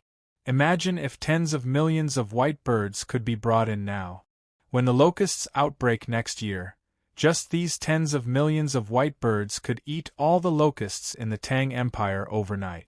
However, because birds and frogs were not easy to breed on a large scale, Li Zixuan wanted to set up a large-scale chicken farm. He wanted to use all the resources of the Han family manor to breed as many as they could. Li Jingma had traveled extensively for so many years, but he had never heard of a method to deal with the locusts. Hearing this, he asked curiously, "Xian, what method have you thought of?" Li Zixuan did not answer. Instead, he asked, "Father, if there is a method to deal with locusts that can guarantee that the Han family manor will not suffer any losses when the locusts come, but it will require our family to fork out a large amount of money. Father, are you willing to do it?" Li Jingma glared at him and said angrily, "You brat, what kind of person do you think your father is? Saving a life is better than building a 7-storied pagoda. If there is a way, how can your father not help?" Madame Li also agreed, "Xian, if you have a method, just say it. Your father and I will support you fully. If the money is gone, your father can still earn more. However, to see so many people starve to death, I'm afraid I won't be able to rest in peace for the rest of my life." Li Zixuan was also touched by his mother's sincere kindness. He nodded and continued, "Father, your method is simple. Father, your son's method is very simple.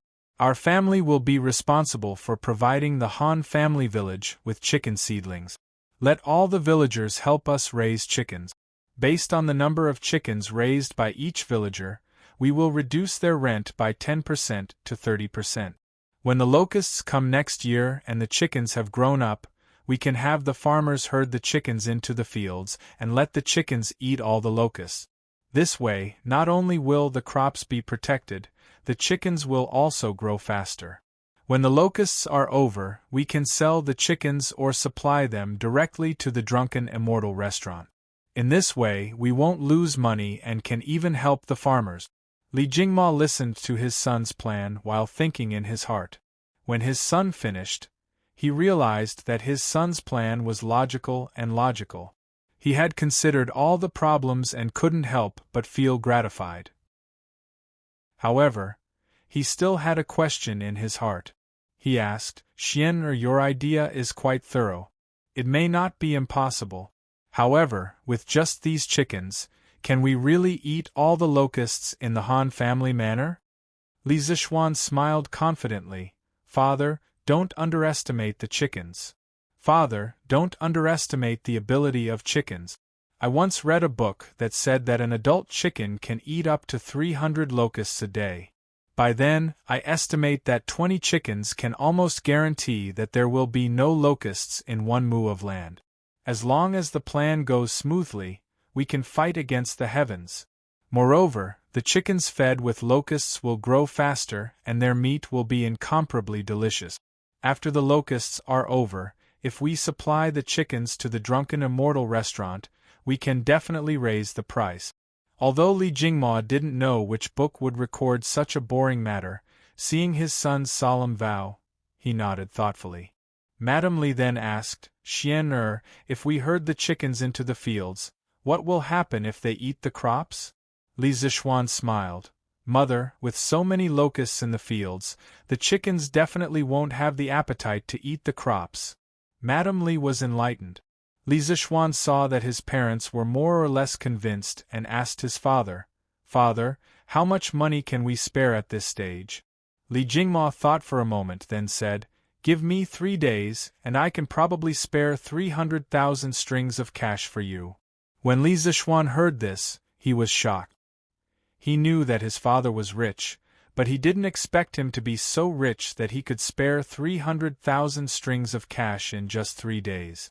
Currently, the entire Tang Empire's annual revenue was only about 20 million strings of cash. Moreover, this 300,000 strings of cash was only a portion of the liquid asset. Adding in the immovable assets, Li Zixuan couldn't imagine how rich his family was. When Li Jingma saw his son swallowing his saliva in shock, he couldn't help but feel a little proud. He had finally regained some of his status in the family. Li Zixuan was stunned for a moment before saying, "Father, let's spare some money. You can get someone to buy food. We'll stock up as much as we can. With more food, we'll have more confidence. As for the other 150,000 strings of cash, I'll use a portion to buy chicken seedlings for the Han village and build a chicken coop. The remaining portion will be kept for emergencies. Father, what do you think?" With a solution, and more importantly, with the support of his father's strong financial strength, Li Zixuan was in high spirits. He secretly rejoiced that he was reborn as a rich second generation. Otherwise, even if he had a way to control the locusts, it would only be a small matter. But now it was completely different. If the plan went smoothly, Li Zixuan could save a large area of people. Li Jingma stroked his beard and said, "Okay, we'll follow Xian Er's plan. But today's matter must not be spread, or our family will be in trouble." Li Zixuan knew that this was a serious matter. He nodded and said, "Father, don't worry. I know the severity of the matter. In a few days, when Iron Egg's injuries are healed, I'll go with them to the Han village and discuss this matter with Han Lijing. The sooner this plan is carried out, the better." Li Jingma nodded in agreement. At this moment, Madame Li smiled meaningfully and said, "Xian Er, you're not young anymore. It's time to think about marriage. Mother thinks that Miss Han is not bad." Li Jingma's face was full of question marks. He didn't know what was going on. However, Li Zixuan's old face turned red, and he was greatly embarrassed. He hurriedly fled. Madame Li shook her head and laughed, "This child." Chapter 49. When Li Chengqian returned to the Eastern Palace, he immediately ordered his personal attendant to find 10 young eunuchs who knew how to write. Li Chengqian asked them to copy Lan Er's journey to the west as quickly as possible. He stood behind one of the young eunuchs and read the story while he was at it. This made the young eunuch suffer. The crown prince was already urging him. Now that the crown prince was standing behind him, how was he supposed to write? The young eunuch's hands began to tremble uncontrollably and sweat began to appear on his forehead. As a result, his speed naturally slowed down. Li Chengqian had been reading this page for quite some time. Seeing that the young eunuch still hadn't finished copying, he couldn't help but feel displeased. Looking carefully at the young eunuch's trembling hands, Li Chengqian understood what was going on. He felt somewhat helpless, but he couldn't be too harsh. Li Chengqian could only walk away and say to the young eunuchs who were copying, "You guys copy as quickly as possible. Try to copy 2 copies today. After you finish copying, I will reward you greatly." The eunuchs hurriedly bowed respectfully. Li Chengqian turned around and said to the personal attendant, "Zhang Gui, after they finish copying, report to me as soon as possible." The personal attendant quickly bowed and said, "Yes, Your Highness." Li Chengqian returned to his bedroom to rest. 4 hours later, Zhang Gui brought 2 booklets and delivered them to Li Chengqian's bedroom. "Your Highness, 2 copies have been copied. Please take a look."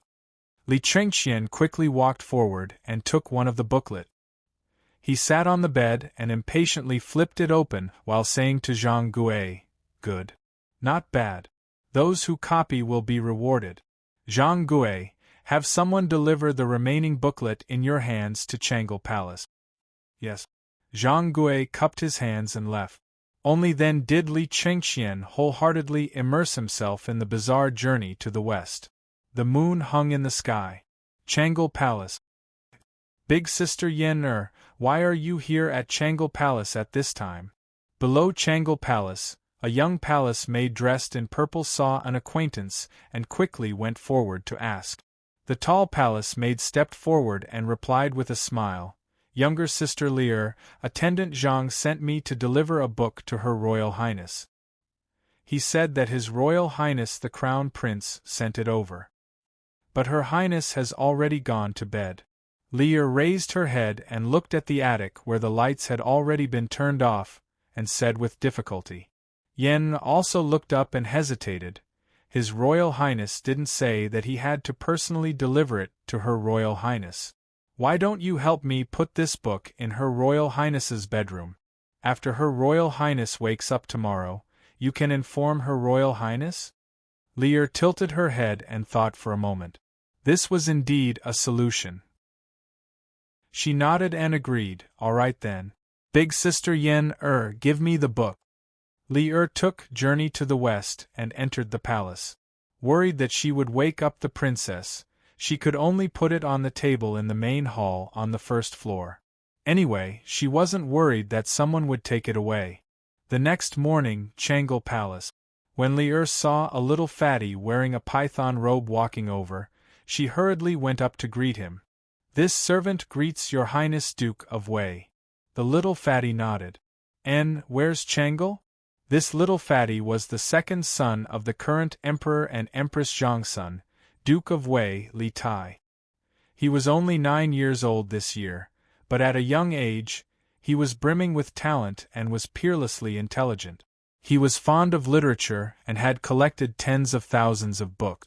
Thus, he was deeply doted on by Lier.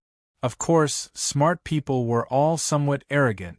Li Tai had always been at odds with Li Chengqian.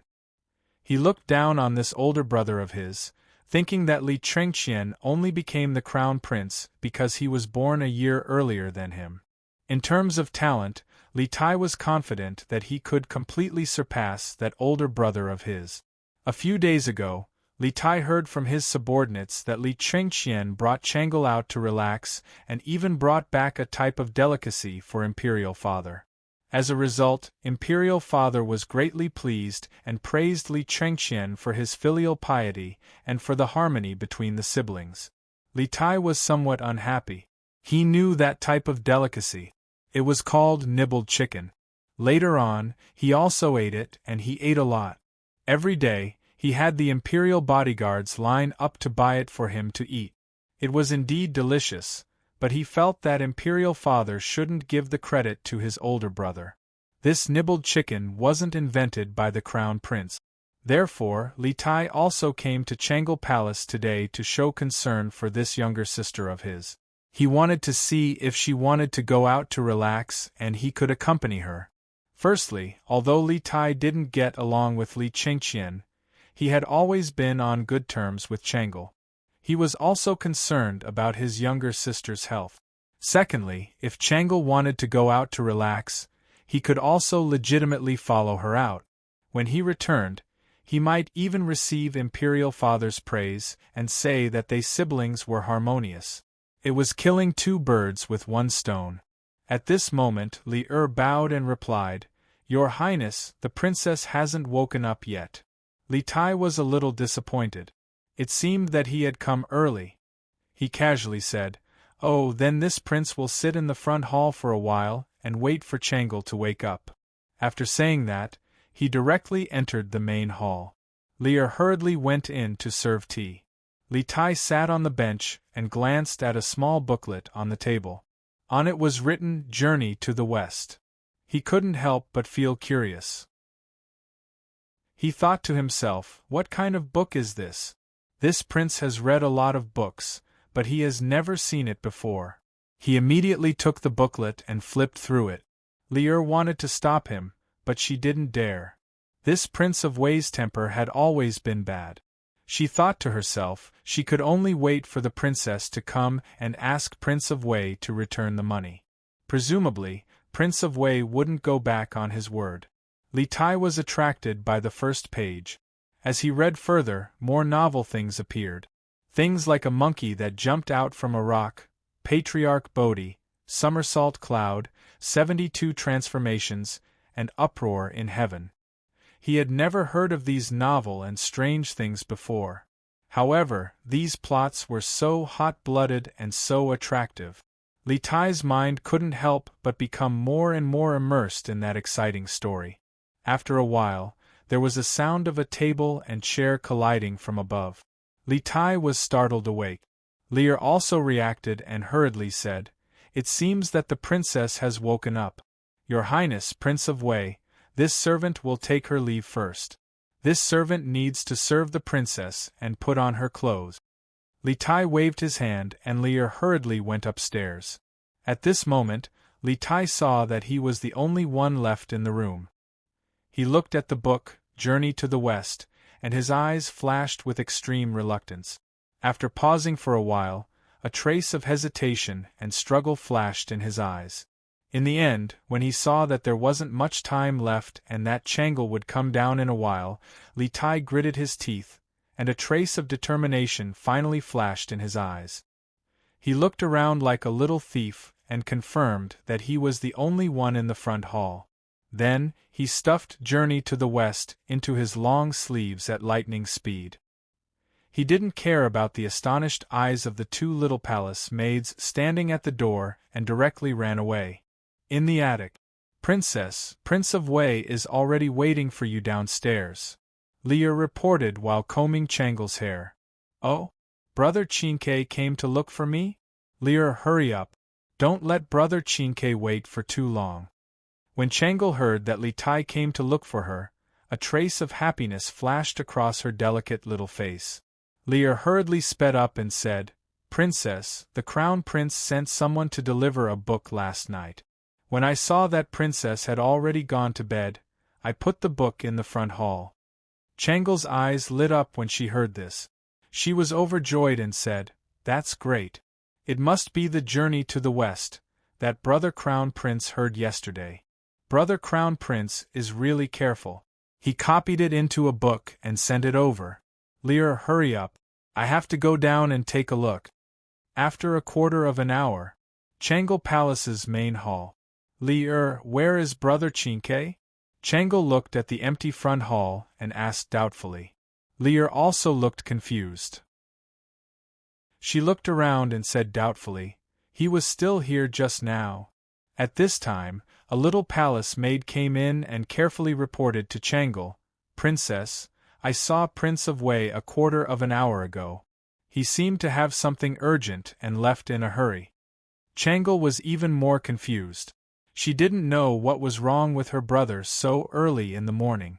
After thinking for a while, she couldn't figure it out, so she simply stopped thinking about it.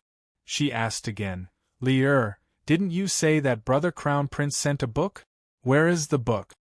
"Princess, the book is over there."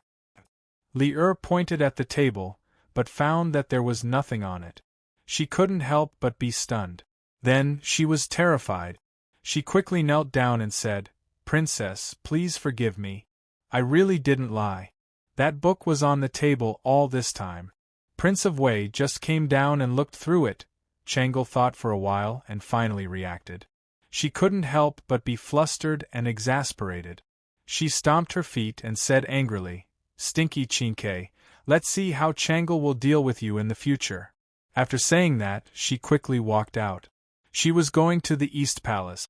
Since Li Tai had stolen Journey to the West, even if she went to find Li Tai now, she probably wouldn't be able to get it back in a short time. She might as well go to the East Palace and see if there were any other copies. It had to be said that Changle really understood Li Tai very well. Li Tai ran back to Prince of Wei's mansion in a flash. He even looked back with a guilty conscience to see if anyone was chasing after him. When he saw that there was no one behind him, he let out a sigh of relief.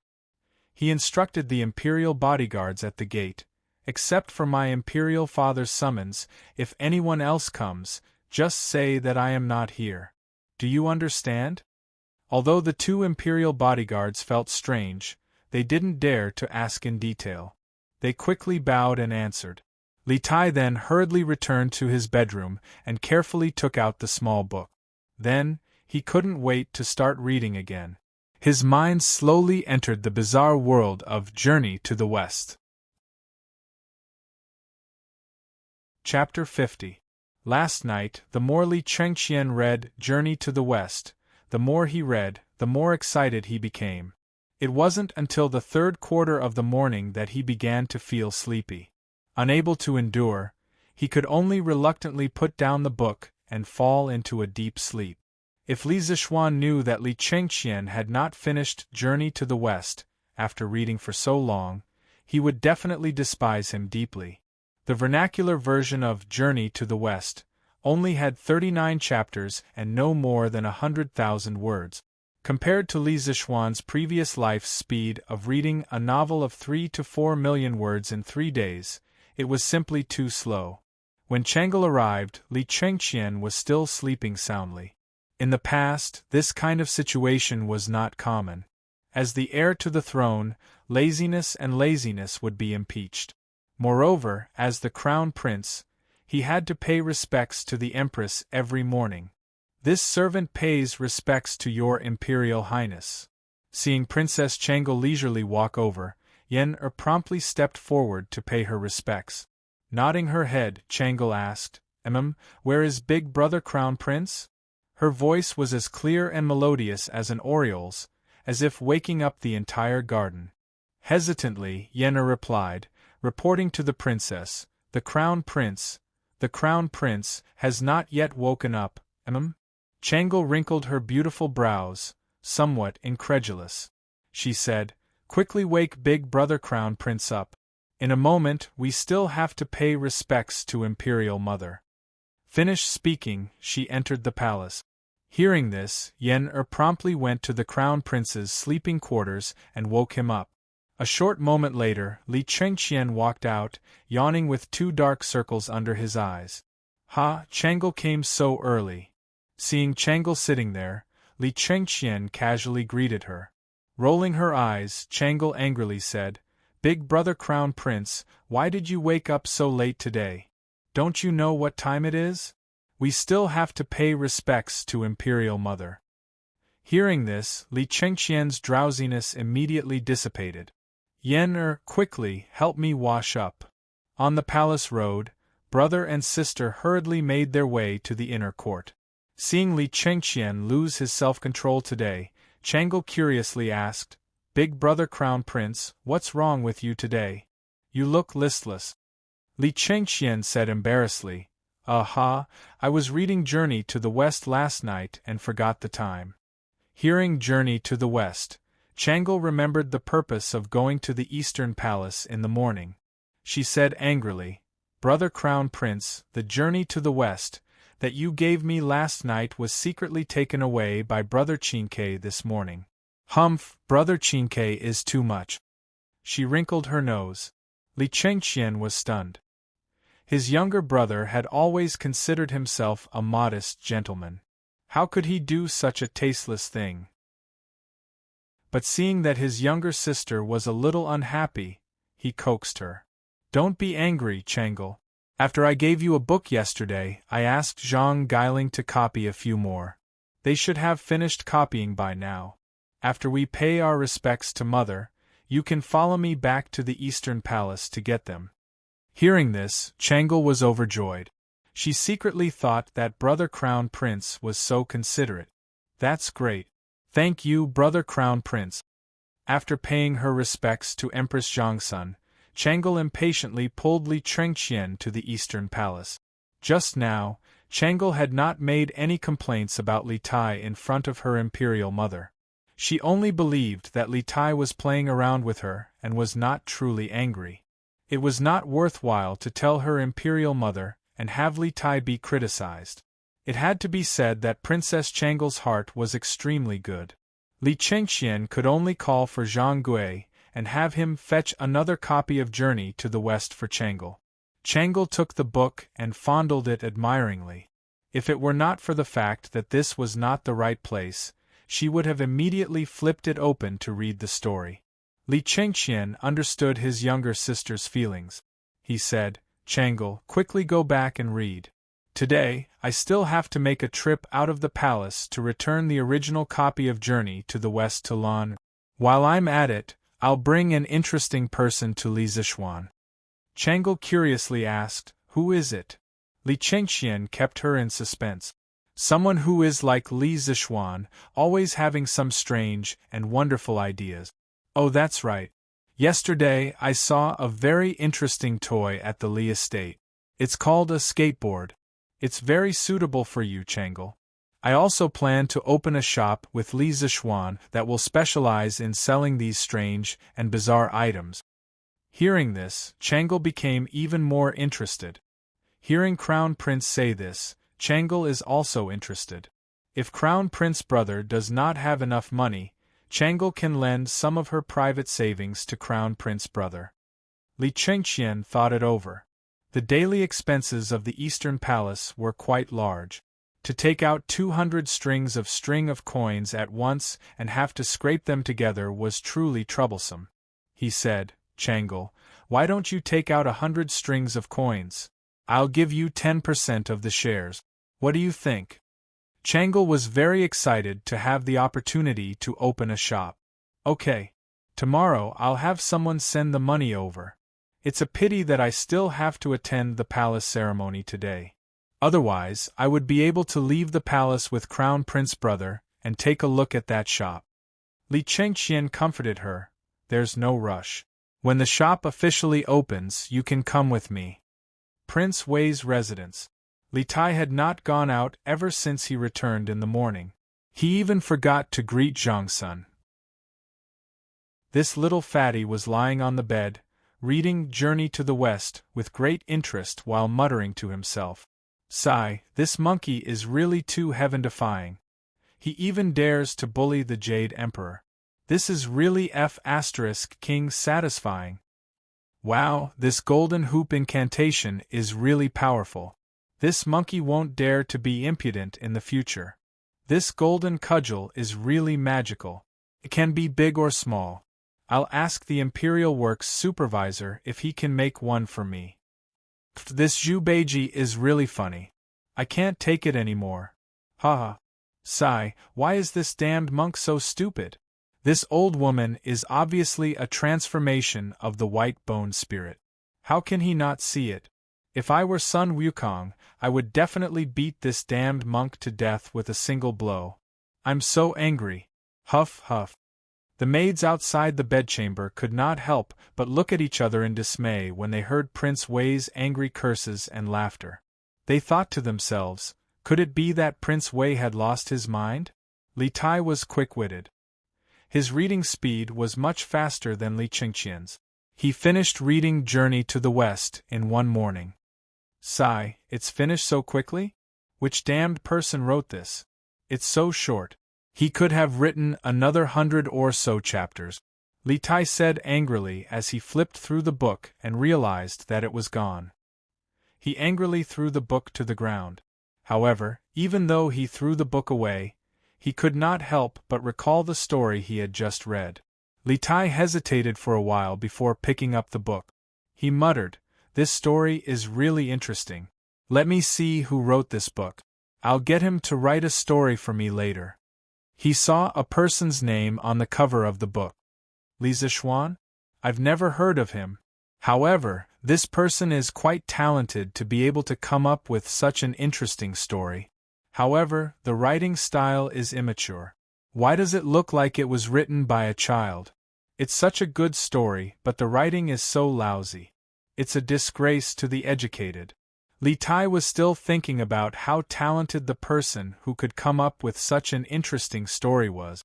However, when he saw the words, he could not help but feel angry. The young eunuchs of the Eastern Palace copied the original handwriting in order to respect the original author.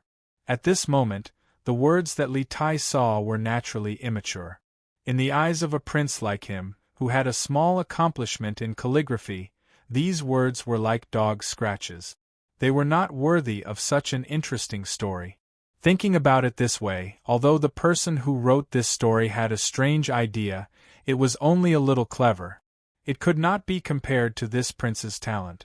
Li Tai stroked his chin and thought narcissistically. P.S. Some people are thinking that the story is progressing too slowly. Even now, the main character hasn't come up with many inventions. Swordsmen admit that this is indeed the case. Swordsmen in the early stages of the story have to spend a lot of time and effort to portray the personalities of the characters around the main character to set up a stage for the main character. Swordsmen don't want the main character to only come up with inventions. Swordsmen want to create characters with flesh and blood. They don't want to simply copy modern inventions and bring them back to ancient times to build up the plot. This is too blunt. The main character will slowly bring in many advanced technologies that Great Tang doesn't have. There will be many exciting things. Everyone, don't be anxious. However, swordsmen will make sure that every invention comes naturally. This is a story with flesh and blood. It isn't a simple encyclopedia that relies on inventions. Swordsmen want to let the main character fully assimilate into Great Tang before changing it. If the main character comes up with advanced technologies, the main character won't be able to acclimatize. Swordsmen want to make the plot more natural and rich. So, everyone, don't be anxious. You will fall in love with many characters in the story. Swordsmen are already sick of fast food novels. Swordsmen don't want to write fast food novels. Those novels are enjoyable for a moment, but after a while, they become boring and don't leave an impression on the readers. Thus, readers who want to see the main character using advanced technologies to show off his skills in Great Tang, be patient. Whatever you want, this book will have it. It just needs to be set up so that when the conditions are right, success will come naturally. Don't you think so? Chapter 51. Iron Egg, are your injuries better? After breakfast, Li Zixuan came to Mingyue Xian to check on Iron Egg's injuries. When Iron Egg saw that the young master had come, he quickly got up but was pressed down by Li Zixuan.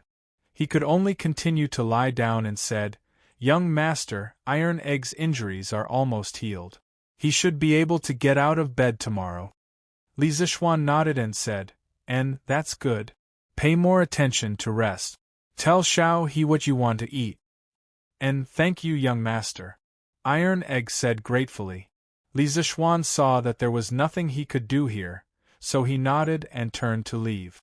Iron Egg stretched out his hand and wanted to say something, but in the end, he didn't have the courage and put down his hand dejectedly. Young master, you're here?" Li Zixuan had just gone out when he bumped into Han Yushi, who had just returned with a basin of clothes. Li Zixuan looked at the clothes Han Yushi was carrying and frowned. "Why did you go to wash the clothes? Why didn't you let the servants in the manor wash them?" Hearing the concern in Li Zixuan's words, Han Yushi said shyly, "Young master, Yushi isn't a spoiled young lady from a big family. Yushi can do these things herself." Li Zixuan was a little helpless and couldn't persuade her anymore. He could only remain silent. Han Yushi suddenly seemed to think of something and exclaimed, "Young master, I almost forgot about business. Please wait for Yushi for a while."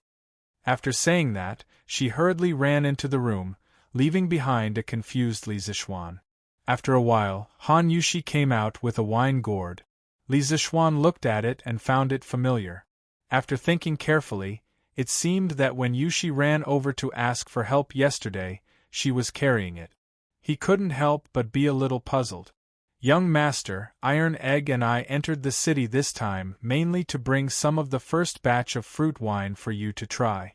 After what happened yesterday, Yushi almost forgot about it." After saying that, Han Yushi herself felt a little embarrassed. Li Zixuan laughed in spite of himself. But when he thought of the fruit wine he had drunk at the Han Manor, Li Zixuan really missed it. Just as he was about to open it and smell the wine, he saw the little girl, Xiao He, hurriedly running over, as if someone was chasing after her. Young master, Grand Crown Prince is here." The young maidservant ran over and said while panting. If it was in the past, she wouldn't have been so nervous. However, ever since she found out that Li Zixuan was the Crown Prince yesterday, she was so scared that she screamed when she saw Li Zixuan today.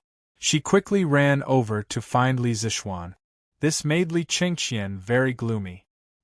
He thought to himself, "Could it be that my complexion is not good today? Li Zishuan, on the other hand, was very calm. He made an O sound and said, "If the crown prince is here, then he's here. How can you be so flustered? You have to be as calm as me." After saying that, he turned and said to Han Yushi, "Then Yushi, I'll leave first. I'll come back later to try this wine. Call me if you need anything." Han Yushi nodded. Li Zishuan came to the front hall and found that it wasn't just Li Chengqian. There was also a man around 16 or 17 years old accompanying him. That man was quite handsome, but he didn't care about his appearance and was dressed very casually. After Li Zishuan came in, he bowed to Li Chengqian and said, "Greetings, Your Highness the Crown Prince." In private, he could call Li Zishuan brother, but now that there were outsiders, Li Zishuan didn't want to give others something to use against him because of such a small matter. Li Chengqian hurriedly said, "Brother Zishuan, there's no need to be so courteous. Today, I'll introduce you to an interesting person. This is Yan Xiaoning, the son of the Minister of Works," Yan lied. "He's obsessed with the art of machinery. Xiaoning, this is Li Zishuan. I've mentioned to you before that he's quite good at all kinds of exquisite machinery. Moreover, his imagination is often wild and unrestrained, always exceeding expectations. The two of you should be able to become like-minded friends." Hearing Li Chengqian's introduction, Li Zishuan was secretly surprised. He only asked Li Chengqian to help him find a skilled craftsman. Who knew that he would actually trick the son of the Minister of Works? How could he afford to hire such a great person? However, the name Yan lied was somewhat familiar. Li Zishuan stopped his wild thoughts and cupped his hands. "Greetings, Brother Xiaoning." Since the Crown Prince personally introduced him, Yan Xiaoning didn't put on airs and cupped his hands in return. He smiled and said, "Greetings, younger brother. I've heard from the Crown Prince that younger brother always has wonderful ideas and can create many new strange things. Today, I've specially come to broaden my horizons." Li Zishuan said modestly, "I don't dare. The Crown Prince has overpraised me. If Brother Xiaoning doesn't mind, you can call me Little Xian."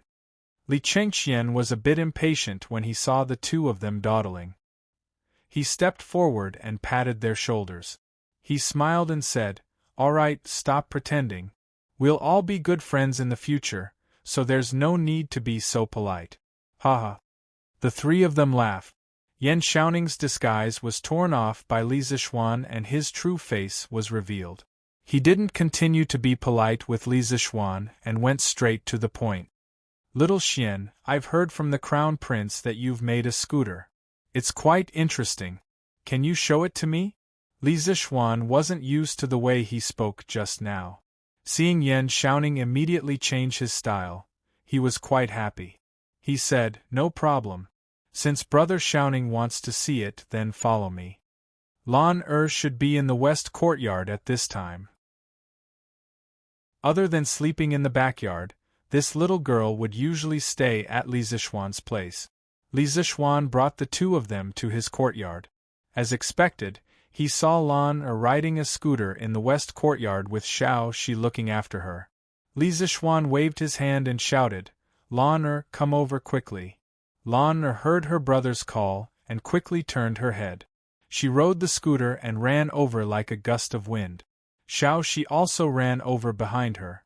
Ever since Yan Xiaoning entered the courtyard, his eyes never left the scooter under Lan's feet. Currently, the only means of transportation on land in the Tang Dynasty were horses and carriages.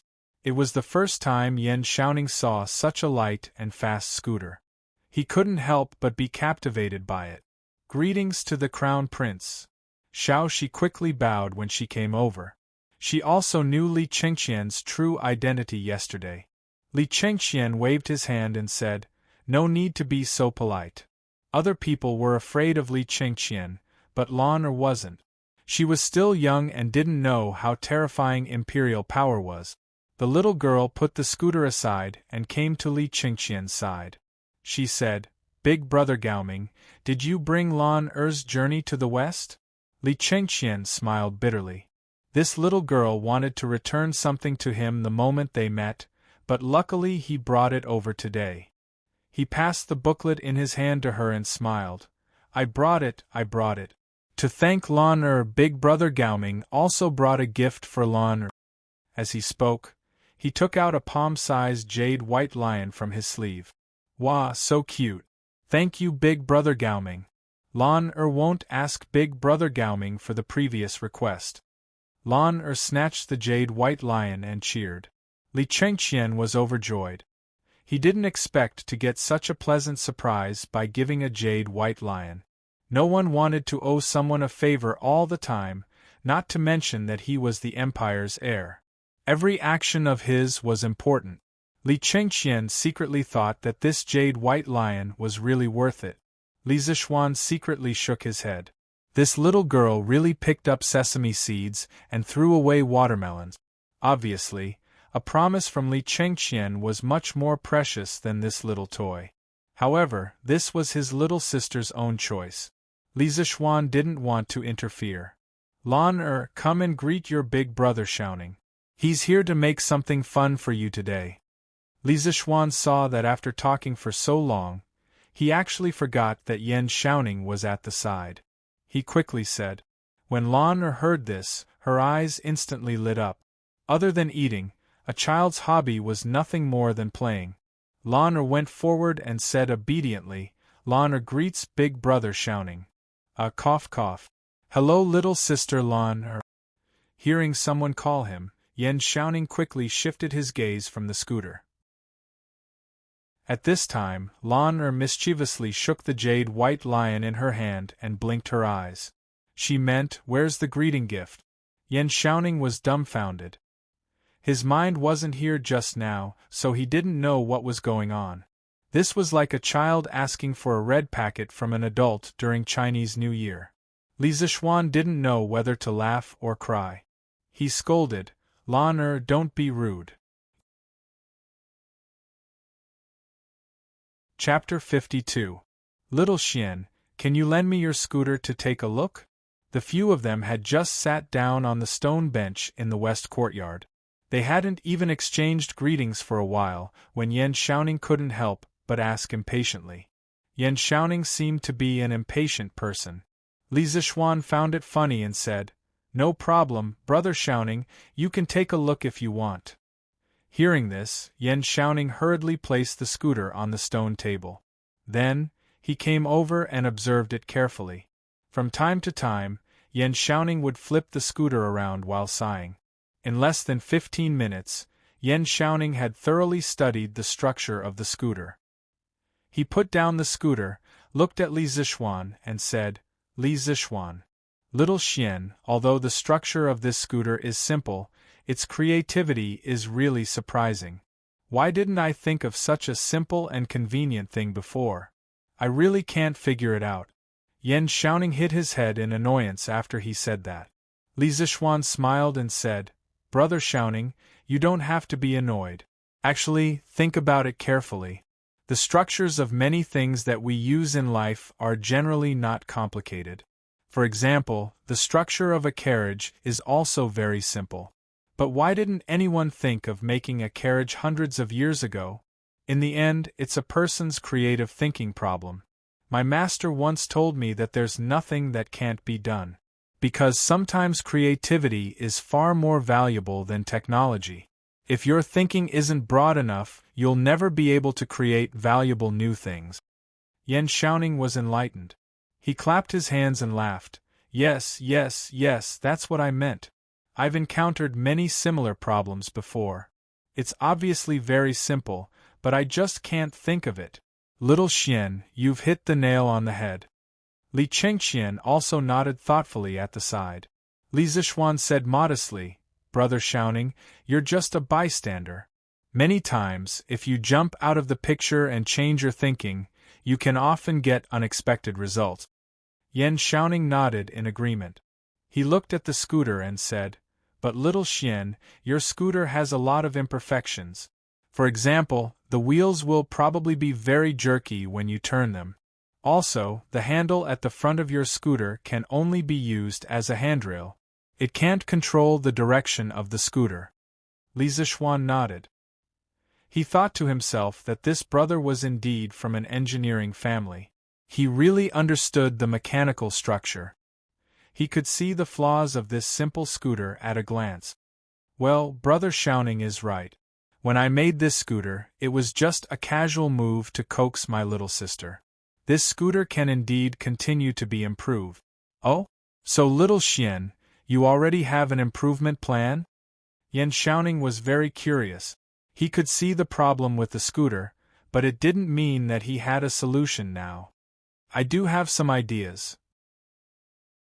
Xiao Shi, go to the kitchen and get me a piece of unburnt wood. Li Zishuan instructed Xiao Shi. He could barely write with a brush, but drawing was really difficult for him. The lines of an engineering drawing needed to be horizontal and vertical. The soft tip of a brush was very difficult to do. At least, he couldn't do it. Xiao Shi accepted the order and left. Li Zishuan saw that Yan Xiaoning and Li Chengxian were confused, so he smiled and explained, I'm more used to drawing with charcoal.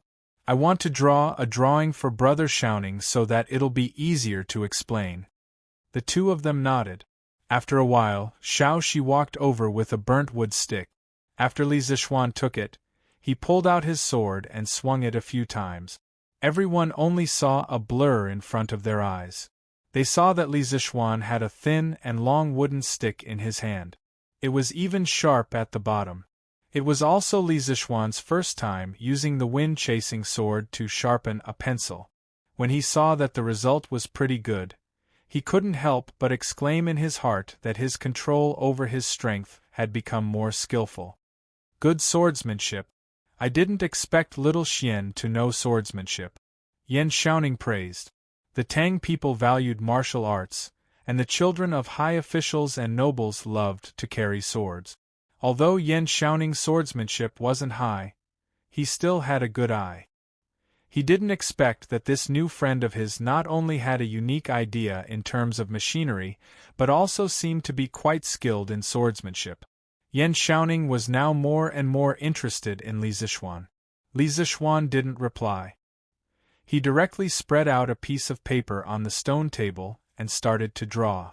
In his previous life, Li Zishuan was very proficient in mechanical drawing. Whether it was a computer drawing or a manual drawing, the drawings he drew didn't need to be modified by a teacher. They could be sent to the factory directly for processing.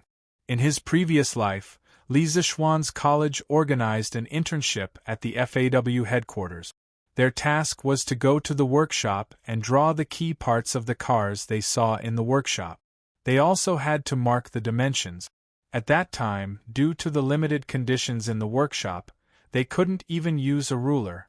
As a result, many of the students drew crookedly like a dog paddle. Only Li Zishuan's drawings were like works of art. It wasn't because he had taken art classes, but because Li Zishuan's copying ability was very strong since he was young. When he was young, he could look at the New Year's painting on the wall and completely draw the flying dragon. Moreover, his drawings were very beautiful. Later on, when he went to college, Li Zishuan couldn't help but regret that he didn't enroll in an art school. It had to be said that Li Zishuan was an engineering dog with artistic cells. At this moment, Li Zishuan was in front of the paper. He closed his eyes and thought about the structure of the ball bearing. The strange thing was that Li Zishuan's mind quickly formed a three-dimensional model of the ball bearing. This strange scene scared him so much that he almost cried out in surprise. When he opened his eyes, he saw that everyone was waiting for him to pick up the pen. Li Zishuan didn't care about the reason why there was a three-dimensional image in his mind and directly picked up the pen to draw. At this moment it was really smooth. Li Zishuan felt very strange at this moment. It was as if his brain was a computer and his hands were a printer. The three-dimensional image in his mind was directly reproduced on the paper through his hands. Soon, Li Zishuan had drawn the three-dimensional view of the ball bearing and the isometric view on the paper. Of course, he didn't mark the dimensions and tolerances. He was just explaining the theory of the ball bearing and didn't need to do that. Li Zixuan put down the pen and sighed softly. Yan Xiaoning couldn't wait to come over. He wanted to see what Li Zixuan was drawing. He saw that there were 4 different drawings on the paper. The lines were horizontal and vertical. Some were real and some were fake. This was the first time Yan Xiaoning had seen this kind of drawing. But why did he draw 4 drawings? Could it be 4 parts? Yan Xiaoning looked at Li Zixuan with a dumbfounded expression. Li Zixuan was confused by his look and wondered, "What's wrong, Brother Xiaoning? Is there something wrong?" Yan Xiaoning pointed at the paper and asked embarrassedly, "Little Xian, why did you draw 4 drawings? What does this mean?" Li Zixuan was stunned. Was this not how the ancient craftsmen drew drawings? Did they not know about the 3-dimensional view? Brother Xiaoning, this is my first time drawing a mechanical drawing. Maybe the drawing method is different from yours. How did Brother Xiaoning draw before? Yan Xiaoning suddenly understood. Oh, I see. Coincidentally, I have a few drawings with me. Little Xian, let me show you. After he finished speaking, he took out a roll of drawings from his sleeve. Li Zixuan took the drawings and opened it. Sure enough, the ancient craftsmen didn't use the 3-dimensional view drawing method. They only drew planar drawings. The parts that couldn't be expressed in planar drawings were directly marked with word. Li Zixuan looked at the densely packed words on the drawings and couldn't help but have a headache. This was too inconvenient. No, I have to teach Yan Xiaoning modern engineering drawing method. Otherwise, it would be too troublesome to communicate with him in the future. Li Zixuan thought to himself. Chapter 53. Li Residence, West Courtyard. Li Zixuan rolled up the drawing and passed it to Yan Xiaoning. Brother Xiaoning, I understand your drawing method, but I still think my method is more concise and clear. Then little Xian, hurry up and tell big brother what's behind your drawing method. Yan Xiaoning saw that Li Zixuan was very confident in his drawing method and couldn't help but want to know what was so special about it. Brother, this drawing is a tri-view and an isometric side view of a component. The tri-view is to draw the outline of the object from the front, side, and top. For example, this stone, Brother Xiaoning, look at it from the front. Li Zixuan picked up a stone as a reference and explained the tri-view drawing method to Yan Xiaoning. After a while, he gave Yan Xiaoning the part that the professional teacher taught him.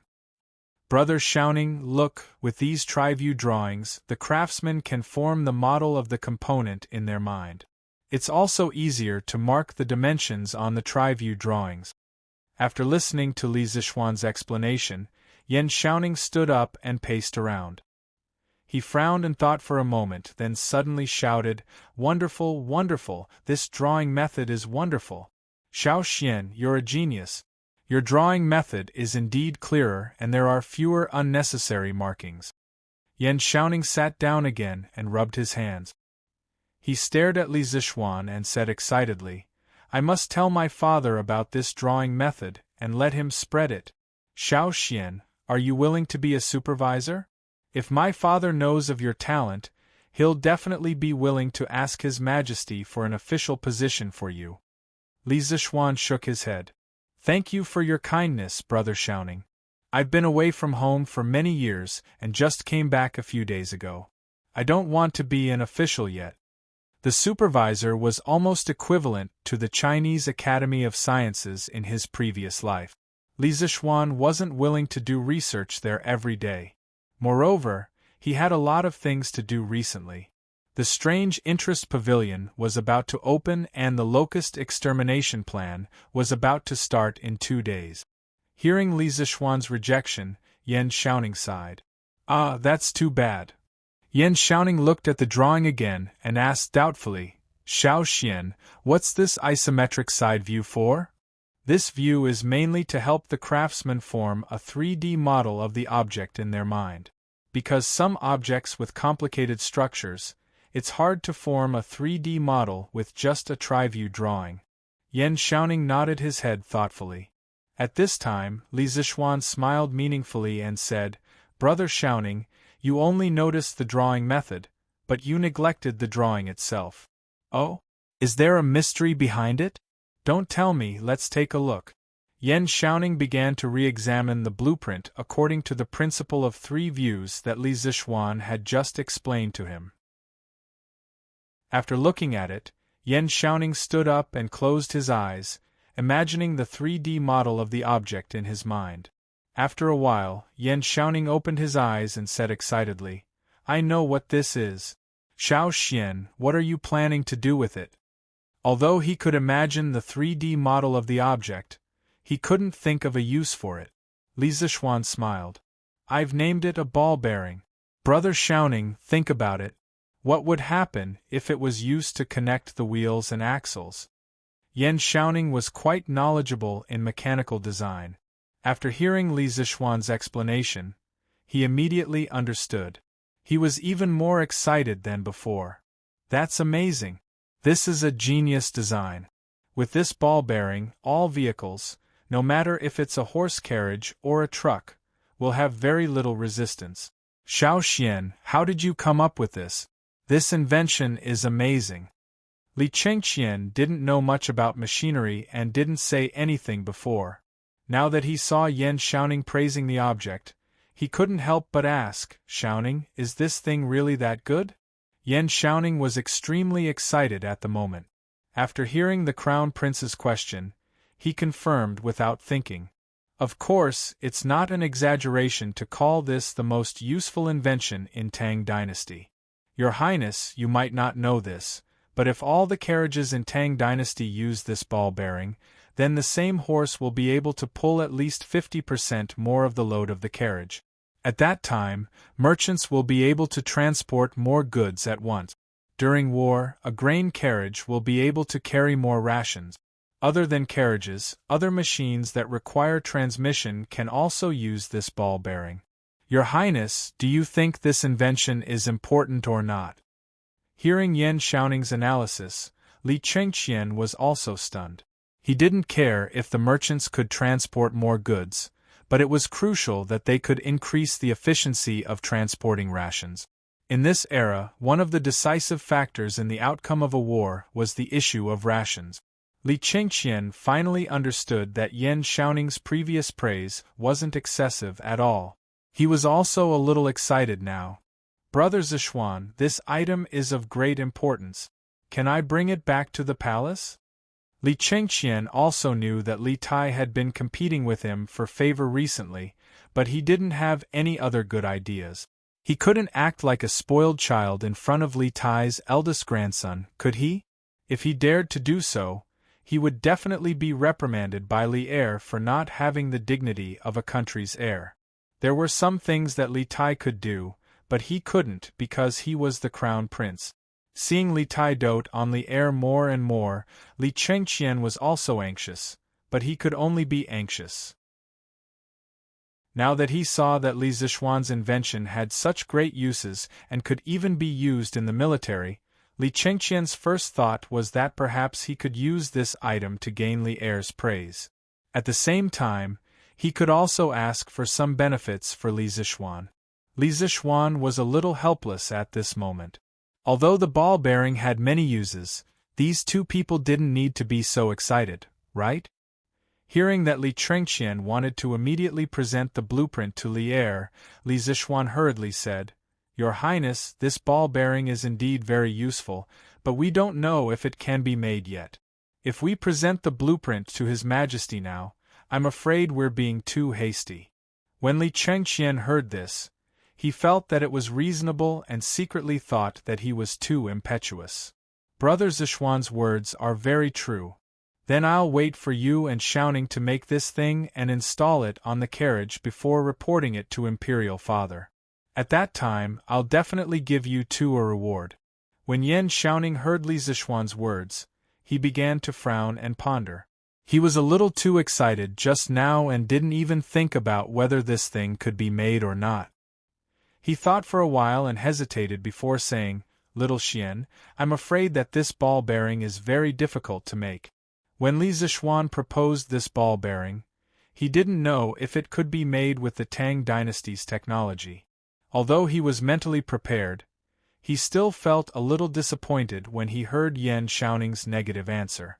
However, he also wanted to know where the technical difficulties were, so he asked, "Brother Xiaoning, where will the difficulties be?" Chapter 54. Hearing Li Zixuan's question, Yan Xiaoning thought for a while and said, "Xiao Xian, I think the most important part of your ball bearing is the steel ball between the inner and outer walls of the bearing. If the steel ball is not the same size or irregular in shape, then the ball bearing will be useless."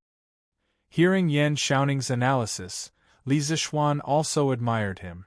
This person was indeed an expert and could always see the key to the problem. He cupped his fist and said, "Brother Xiaoning is right. The size and quality of the steel ball are indeed very important." Yan Xiaoning nodded and continued, "This is where the problem lies. As far as I know, it's very difficult to make steel balls that are exactly the same size and shape with the current technology." Li Zixuan suddenly realized that this was where the problem lay. With the current technology of the Tang Empire, it was as difficult to make a batch of steel balls of the same size and shape as the people in the 80s and 90s to make the ball on the tip of a ballpoint pen. Without a complete industrial system, Li Zixuan also couldn't solve this problem. He couldn't help but fall into deep thought. Suddenly, Li Zixuan remembered that in addition to ball bearings, there were also roller bearings. Although they weren't as good as the former, they were still many times better than the current bearings of the Tang Empire. "Brother Xiaoning, since there's no way to make a batch of steel balls of the same size, I wonder if it's possible to make a batch of small iron rods of the same size with the current technology?" Li Zixuan asked. "Of course, it's not difficult." Yan Xiaoning nodded. The process of making iron rods was easier to control than steel balls. Then there's no problem. Li Zixuan was a little happy when he heard this. He smiled and said, "Brother Xiaoning, I have an idea. We can replace the steel balls in the ball bearing with small iron rods of the same size, and then add some grease to increase lubrication. What do you think?" Yan Xiaoning closed his eyes and thought for a while. Then he opened his eyes and looked at Li Zixuan with a strange expression. Li Zixuan was puzzled by his look. He touched his nose and said, "Brother Xiaoning, what's wrong?" Yan Xiaoning sighed and said, "Xiao Xian, you're really a monster. Why do you have such wonderful ideas one after another? In the past, I thought that I was extremely smart. Today, it's really infuriating to compare myself to others. I really want to break open your head and see what's inside." Li Zixuan laughed and said, "Don't worship me. I'm just a legend, ha." Yan Xiaoning was speechless. Li Chengqian interrupted, "Xiaoning, does that mean you can create it?"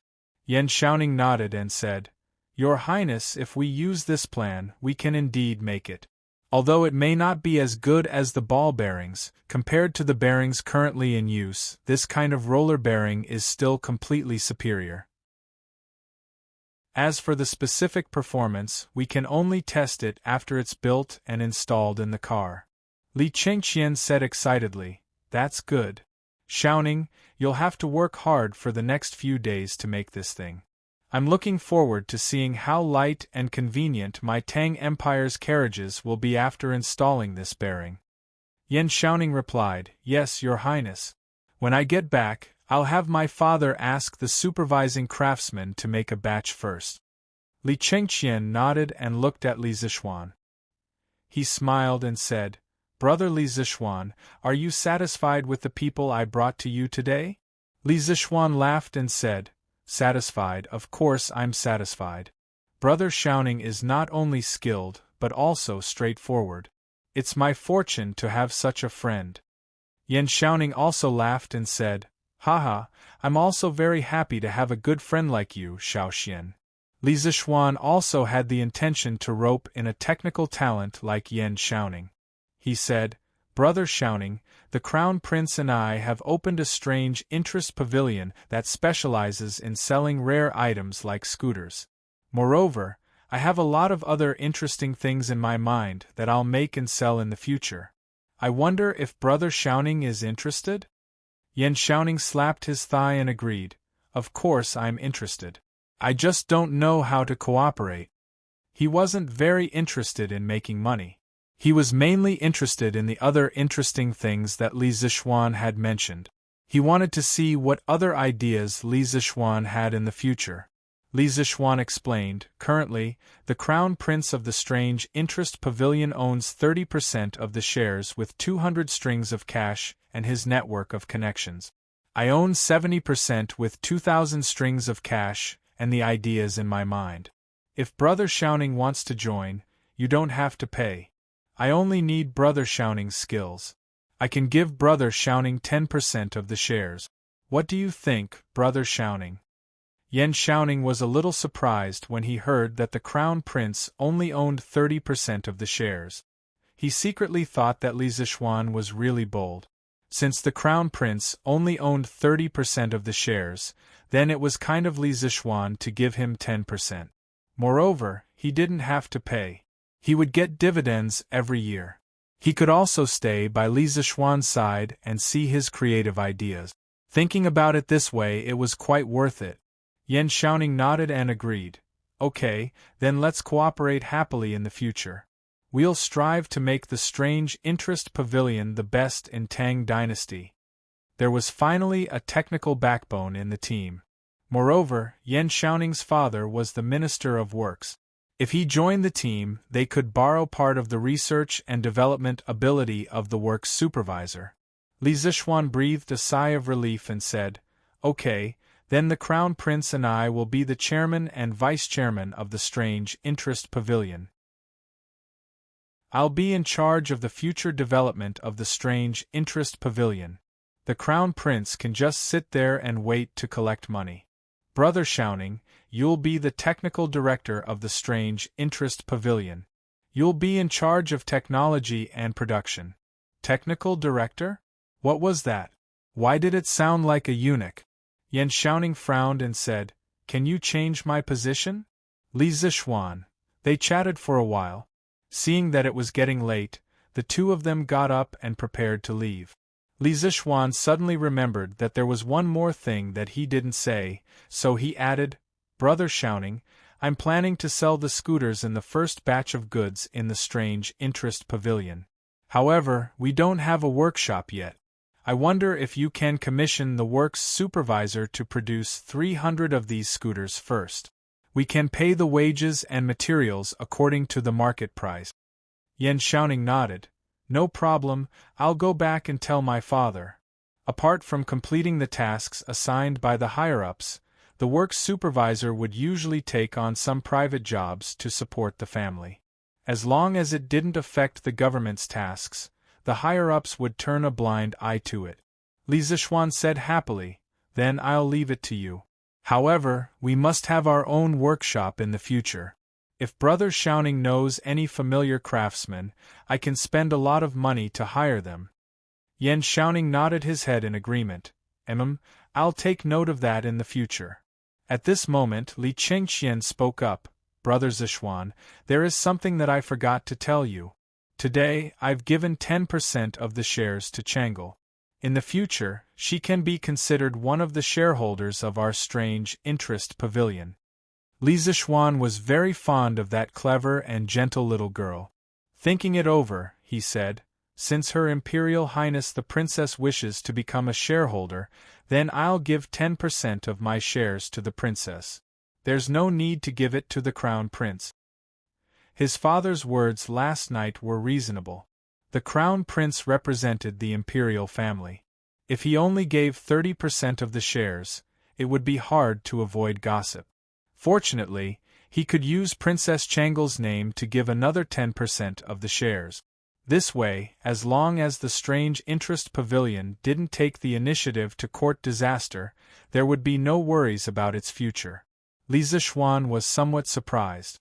He didn't expect Li Zixuan to be so generous today. However, it would be a waste if he didn't take advantage of this opportunity. Smiling, he said, Then I'll thank Brother Zixuan for his good intentions on behalf of Chang'e. There's no need for your Imperial Highness to be so courteous. Since the matter had been settled, Li Chengqian and Yan Xiaoning took their leave. Li Zishuan inwardly breathed a sigh of relief. The strange interest pavilion had finally taken shape. Chapter 55. After lunch, Li Zishuan recalled that Han Yushi wanted him to try the newly brewed fruit wine in the morning, but he was interrupted by Li Chengqian and Yan Xiaoning. Thinking of this, Li Zishuan went to Mingyue Xian to look for Han Yushi. "Young master, you're here?" Han Yushi said happily. "Yes, I was about to try the newly brewed fruit wine in the morning, but I was interrupted. So I came over to try it in the afternoon." Li Zishuan nodded. "Young master, please take a seat here. Yushi will pour you some wine." Li Zishuan smiled and nodded. Han Yushi then walked into the room to get the wine. After a while, Han Yushi came out with a wine gourd and a wine glass. "Young master, please try it." Han Yushi poured a glass of wine and handed it over. Li Zishuan took the wine glass and sniffed it lightly. A mellow fragrance of wild fruits entered his nostrils, making him feel as if he was in a forest. Li Zishuan took a sip. It was sweet and mellow. Although he had drunk it once at the Han village, he still felt amazed when he drank it again. "Yushi, who did you learn how to brew wine from? I see that many brewers in the city don't brew as good as yours." Li Zishuan drank the fruit wine and couldn't help but ask in confusion. Hearing Li Zishuan's praise, Han Yushi smiled and said, "Young master, you flatter me. How can Yushi's skills be compared to the brewers in the city? My mother taught me how to brew wine. My father always loved to drink the wine my mother brewed. Later on, my mother passed away, so I brewed wine for my father." He didn't expect Yushi's mother to be a master brewer. Li Zishuan continued to ask, "Yushi, other than fruit wine, do you know how to brew other wines?" Han Yushi nodded and said, "Yes, my mother also taught me how to brew white wine and sake. These include Ingzhou's Fushui, Wuqing's Ruoxia, Hezong's Mulberry, Yuzhou's Ichuan, Xingyang's Tuku, Fuping's Shidonkan, Jiannan's Braised Spring, Hudong's Qian He Grape, Lingnan's Yunshi Baluo, Icheng's Joey, Xuanyang's Ishui, Qi's Lu Wine, and so on." Han Yushi counted with her fingers and listed all the wines she knew how to brew. Li Zishuan was dumbfounded. Was that even possible? Yushi, how did your mother make so many kinds of wine?" Han Yushi thought for a moment and said, "I heard from my mother that my grandfather, Du Daoling, was the most famous winemaker in the former Sui dynasty when he was alive. Even Minister Wei Xuanqing of my dynasty praised his winemaking skills. My mother learned her winemaking skills from my grandfather." Li Zishuan asked curiously, "Who is Wei Xuanqing? Is he very knowledgeable about winemaking?" Han Yushi widened her eyes and said in disbelief, "Young master, don't tell me you don't even know Minister left Prime Minister Wei Zheng?" Wei Xuanqing turned out to be Wei Zheng. Li Zishuan had heard in his previous life that Wei Zheng was not only a straightforward minister, but also a master winemaker. He did not expect Han Yushi's grandfather's winemaking skills to be above Wei Zheng's. It was really a surprise. Cough, cough. Who doesn't know about Wei Xuanqing and Minister Wei? I was just testing you. Li Zishuan casually made up a story. He did not care whether Han Yushi believed him or not and continued to ask, "Yushi, why didn't you make wine to sell before?" Han Yushi said sadly, "The Han village did not have enough food left over these years. How could we have extra food to make wine?" Li Zishuan patted his head. "So that was the reason. Yushi, do you know why I bought the Han village's fruit wine at such a high price?" Han Yushi said gratefully, "Yushi knows that young master is helping the Han village. Those fruit wines are actually not worth that much money." Li Zishuan shook his head and said, "Although I have the intention of helping the Han village, it is not entirely because of this. When I was at Mount Longhu, I saw my master often drinking a kind of brightly colored wine. My master said that it was a kind of mixed wine invented by the people of the Abbasid Caliphate. After drinking it a few times, my master felt that the taste was very special, so he figured out the recipe and brewed it himself. There is a very important ingredient in this recipe, and that is the fruit wine. Yushi, the fruit wine that you make can be considered to be of the highest quality among fruit wines. It is the most ideal ingredient to make this kind of mixed wine. That is why I bought your fruit wine at such a high price. I thought that after buying it, I would find a wine master to make this kind of mixed wine. It will definitely sell well in the future. When talking about what she was best at, Han Yushi was also very interested. She asked curiously, "Young master, what is the name of this wine? Is it really that good?" I heard from my master that this is called a cocktail. As for whether it is good or not, I don't know how to taste wine, so I don't know. But my master has tasted all kinds of good wine in the world, and in the end, he only has a soft spot for this cocktail. I think that the taste of this wine should not be bad. Li Zixuan continued to use his master as a shield. That's right, Li Zixuan wanted to make a cocktail. In Li Zixuan's previous life, he and his uncle had watched a movie about a plane crash, but he forgot the specific name. In the movie, a black captain wanted to drink a cocktail on the plane. In the end, there was no cocktail, so he added alcohol into the fruit juice and drank it as a cocktail. One day, his uncle was eating at his house and suddenly remembered this scene.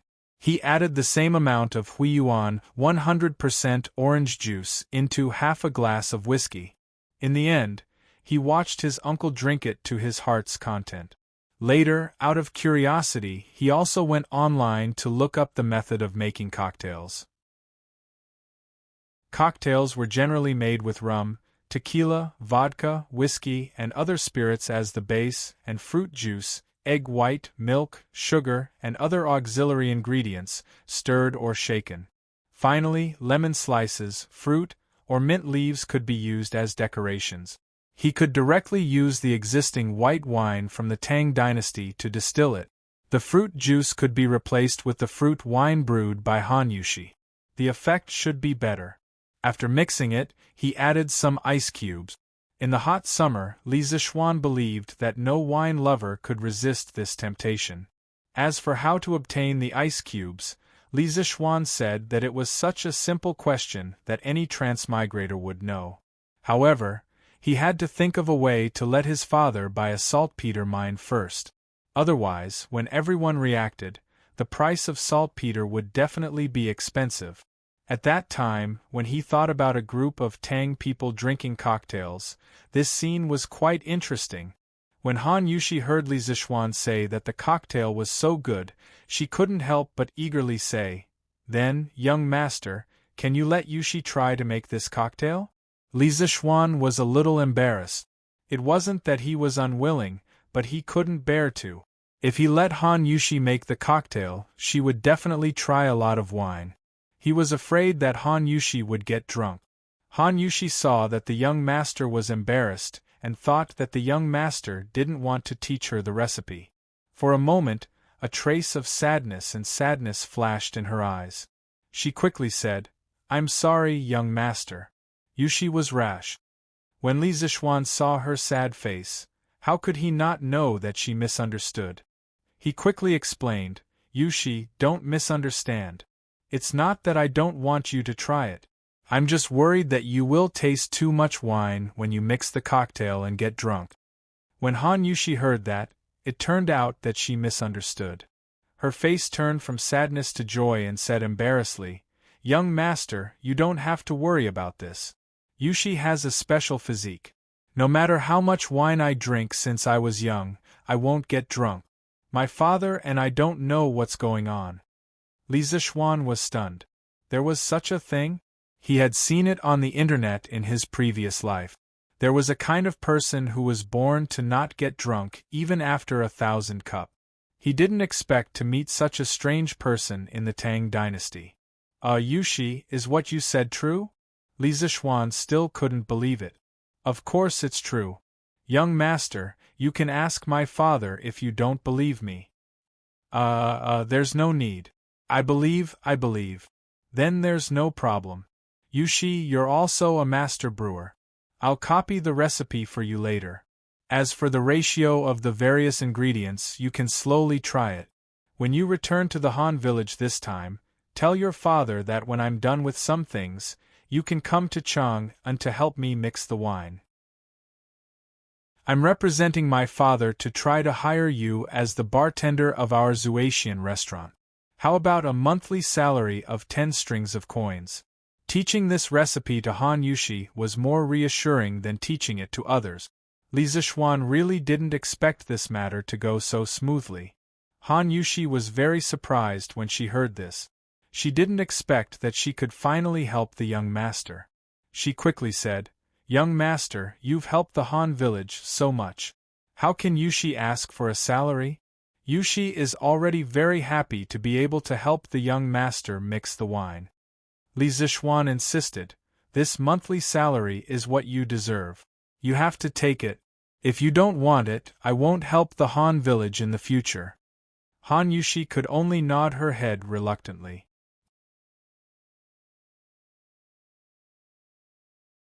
Chapter 56. After dinner, Li Zishuan looked at his father and said, "Dad, come to the study. I have something to talk to you about." During the day, he saw that Yan Xiaoning was straightforward and had a deep understanding of machinery. That was why he gave him 10% of the shares and pulled him into the company. However, he knew nothing about Yan Xiaoning's family situation.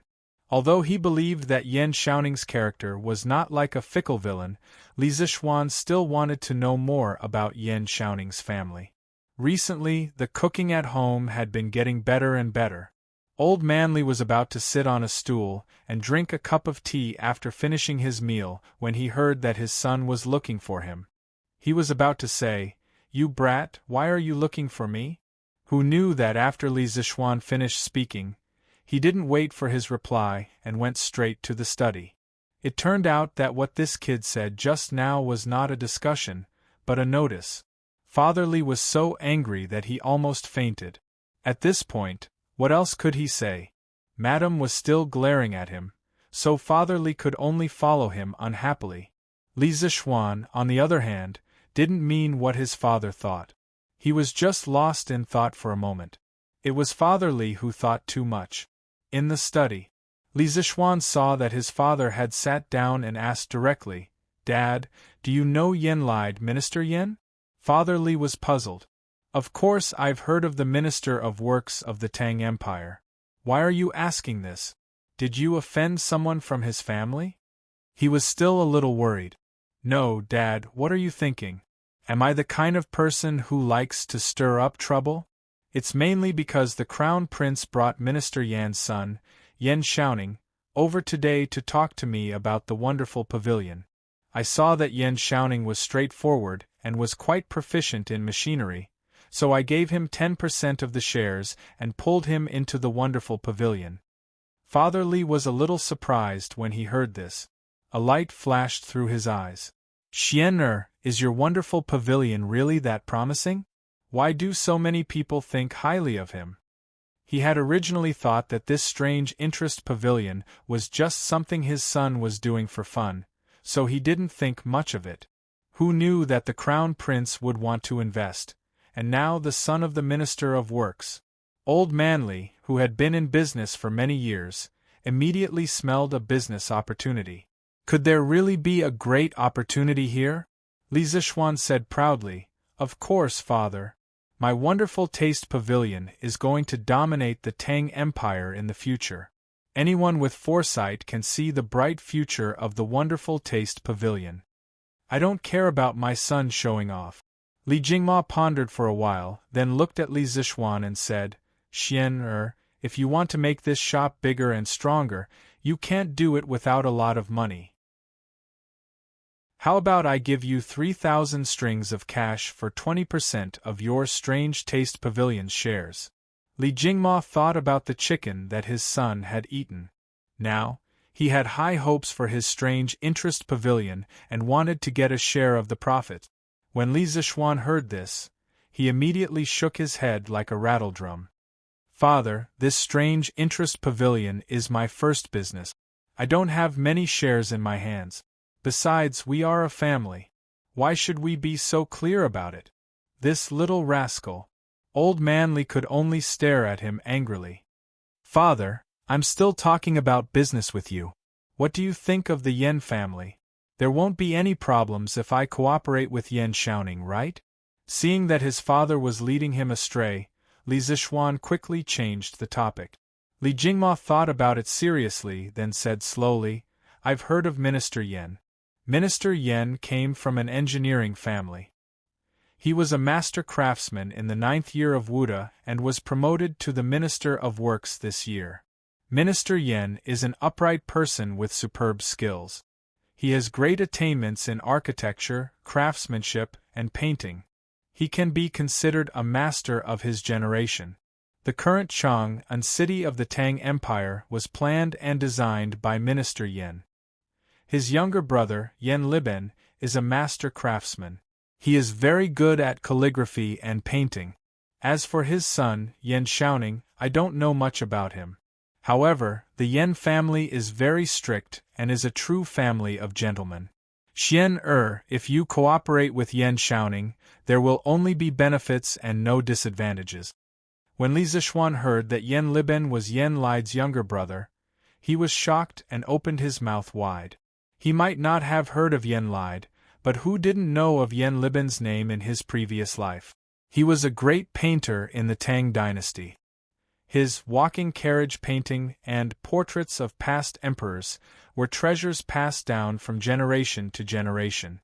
Li Zixuan didn't expect the friend he just made today to have such an amazing family background. He swallowed his saliva and said, Well, since father said so, then I can rest assured. After that, he turned to go back to his room to sleep. Xian don't you want to consider father's suggestion? That's 3,000 strings of cash. Old man Li didn't give up on the idea of getting a share and shouted from behind. Li Zixuan hurriedly quickened his steps and ran away. Although his family had a lot of money, it was more comfortable for him to spend his own money.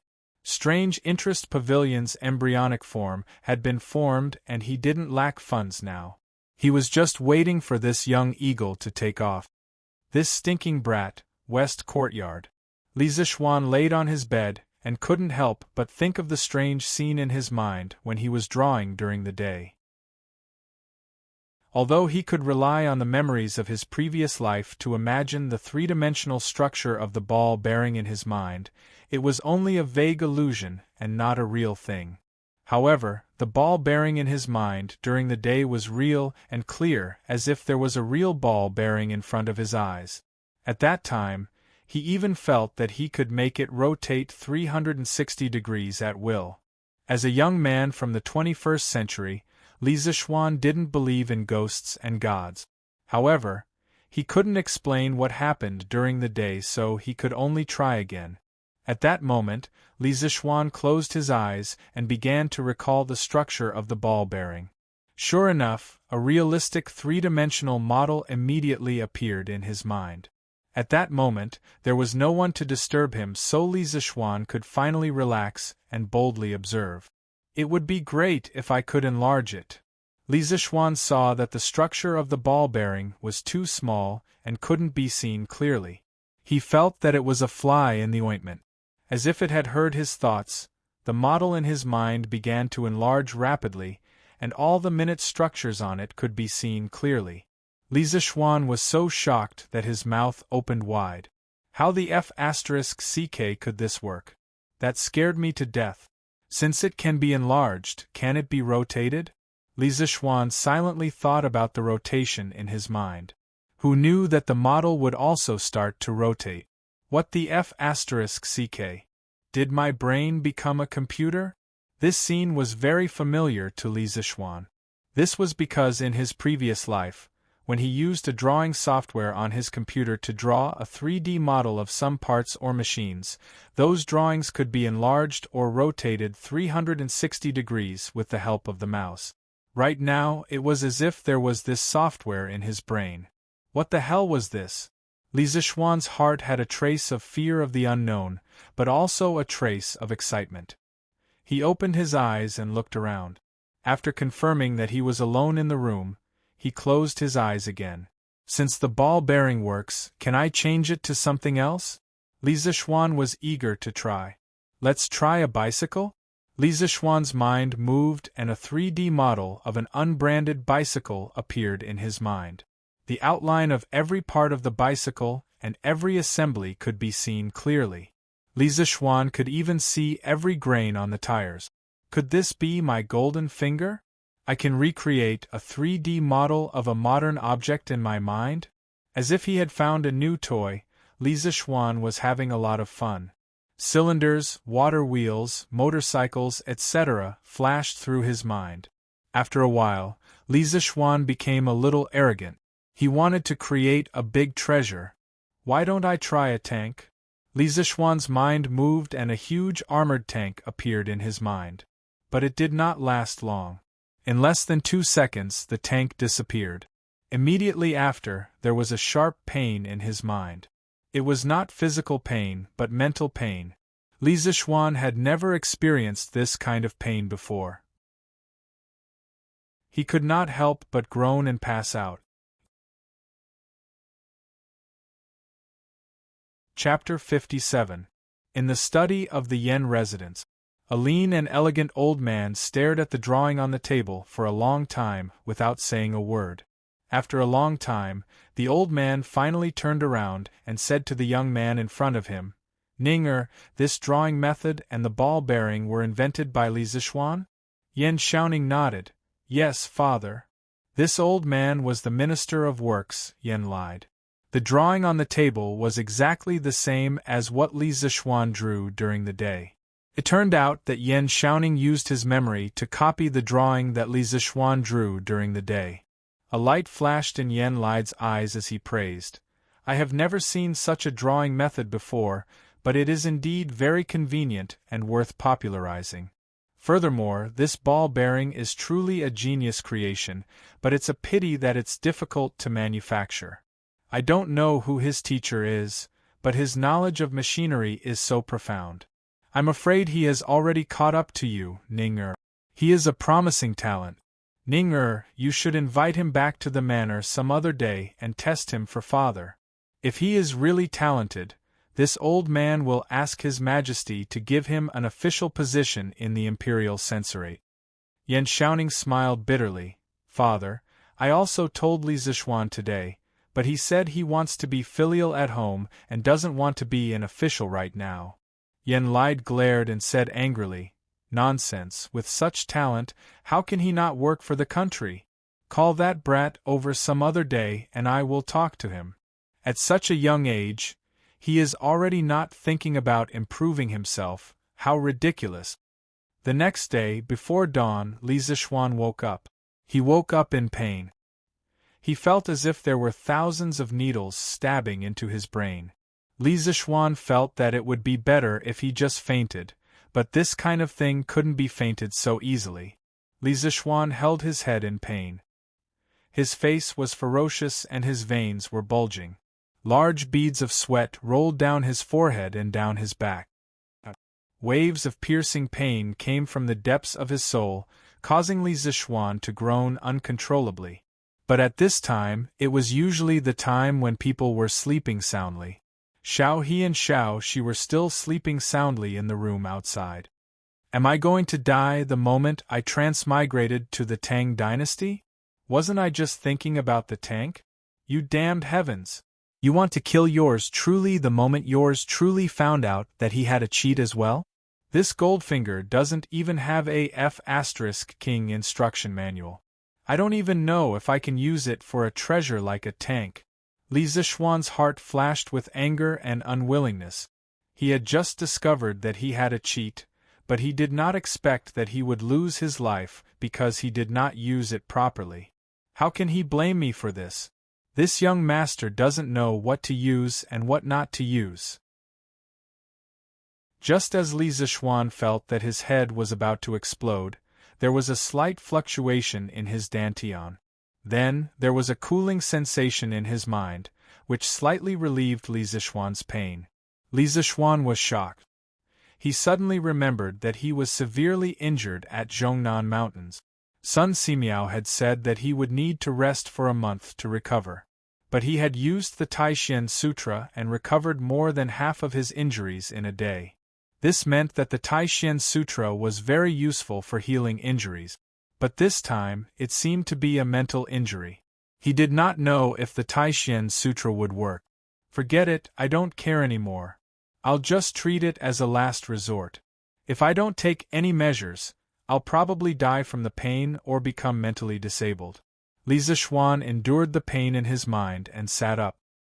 He crossed his legs on the bed and used all his strength to activate the 5th level of the Taishan Sutra. At this moment there was a warm feeling in his dantian. But it was of no use. His mind was still in extreme pain. Li Zishuan's face hardened. I don't believe it. I'll fight you to the death today. Forcing himself to be alert, Li Zishuan planned to go all the way. Regardless of the pain in his mind, he crazily activated the Taishan Sutra again and again. He did not know how many times he had activated it. The true energy in Li Zishuan's body was constantly being compressed. His body was completely soaked in sweat, and water could be wrung out of his clothes. At this moment, his face was extremely pale and he was in extreme pain. His hard work paid off. The quantitative change finally led to a qualitative change. Li Zishuan felt as if a trace of the compressed true qi had unexpectedly turned into a drop of liquid. He only heard a clear ding-dong sound. His previously incomparably violent mind immediately calmed down when he heard this clear sound. At this moment, Li Zishuan's mind felt extremely clear. It was as if the dry and cracked earth had welcomed the moisture of rain. He was so comfortable that he wanted to shout. Could it be that my Taishan Sutra has broken through to the 6th level? This was Li Zishuan's first reaction. After a careful examination, he found that the Taishan Sutra was still at the 5th level. However, it seemed to be closer to the 6th level than before. In other words, it would not take long for him to become a master. But why did the pain in his mind disappear? Could it be that the Taishan Sutra could not only heal physical injuries, but also mental injuries? Li Zishuan could not find any other explanation. He could only think of it this way. But why did he almost kill himself when he experimented with the tank last night?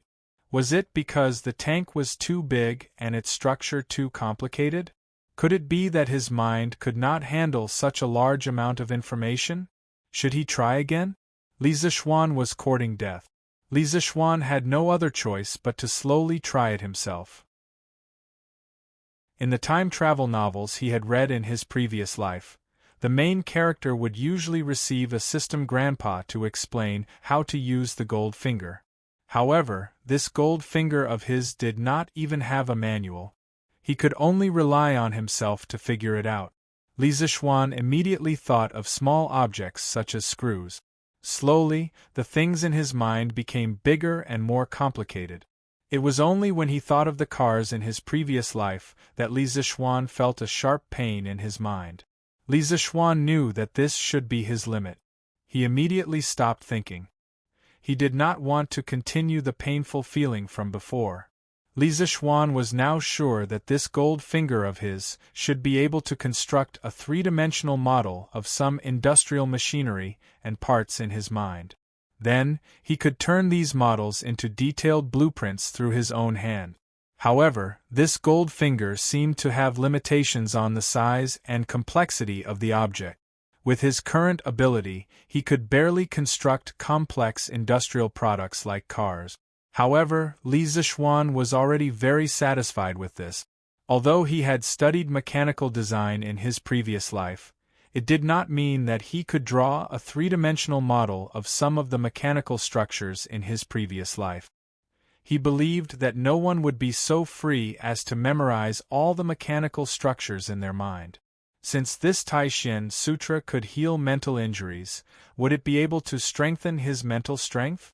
If his mental strength was strengthened, would he be able to construct more complex objects? Ever since he had transmigrated into this body, Li Zixuan clearly felt that his memory was much better than in his previous life. Previously, Li Zixuan had thought that this was a benefit that all transmigrators had. However, now that he thought about it, this did not seem to be the case. It should be that the Tai-Shin Sutra could not only strengthen his body but also his mental strength. The more Li Zixuan thought about it, the more he felt that his speculation was extremely close to the correct answer. If this was really the case, then when the Tai-Shin Sutra broke through to a higher level in the future, would it not mean that he would be able to construct larger and more complex machine models in his mind? Thinking of this, Li Zixuan was a little excited. However, at the same time, he felt that this gold finger of his was a bit of a scam. If the body that he had transmigrated into had not learned the Tai-Shin Sutra, which was an inner force skill that could not only strengthen the body but also the mind, then wouldn't that mean that his gold finger would be useless? It would probably be difficult to even construct a screw model in his mind. Thinking of this gold finger was too much of a scam. It even needed to be complemented by internal strength. It seemed that in the future, other than improving his skills, there would be another purpose for training, and that would be to activate a more powerful gold finger. Since the sun is not up yet, let's train for a while more. The miserable Li Zixuan had turned into a training machine again. Chapter 58. Early in the morning, Li Zixuan heard the drums of dawn being beaten outside. He knew that a new day had begun. Having narrowly escaped death last night, Li Zixuan was covered in sweat. At this moment, his body was sticky and uncomfortable. He got up and walked out of the inner room, wanting to ask Xiao He to go to the kitchen and have someone boil some hot water. "Young master, you woke up so early today?" Outside the room, Xiao He saw that the young master actually woke up as soon as the morning drum sounded. She couldn't help but be surprised. Facing Xiao He's surprised gaze, Li Zixuan felt a little embarrassed. Now, everyone in the family knew that he was a lazy person. Xiao He, tell the kitchen to boil some water for me. I want to take a bath." After saying that, he quickly went back to his room. "Yes, young master." Xiao He was a little confused. Didn't the young master just take a bath last night? Why did he want to take a bath now? The young master really liked to be clean now. In the early Qin dynasty, the ancient people washed their hair every 3 days and took a bath every 5 days. In the Han dynasty there was even a break. The officials worked 5 days and took a day off.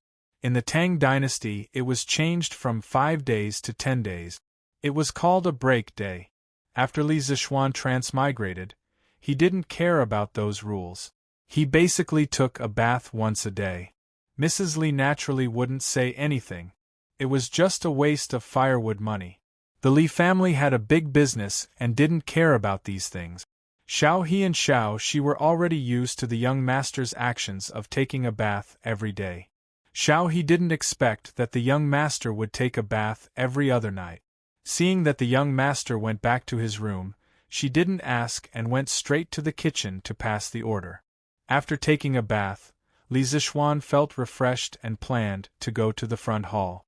Xiao He quickly went in to help Li Zixuan tidy up the bed. She saw that the bed was wet. Did the young master wet the bed?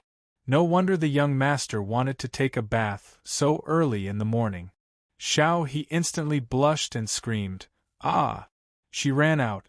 Li Zixuan hadn't gone far when he heard the girl's scream. He quickly walked back and thought, "What's in my room? Why is this girl so scared?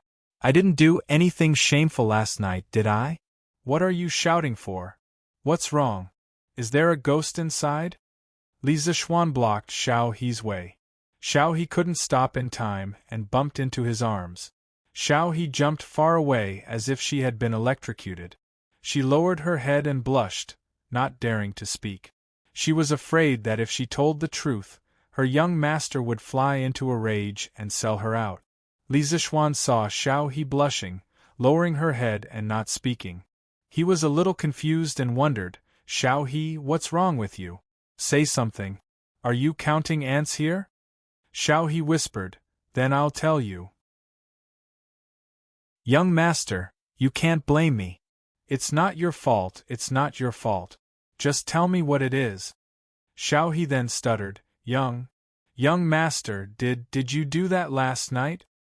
What did I do wrong? Why are you speaking in such a strange way? Make it clear." Xiao He hesitated for a long time before she said hesitantly, "It's that, young master, did you wet the bed last night?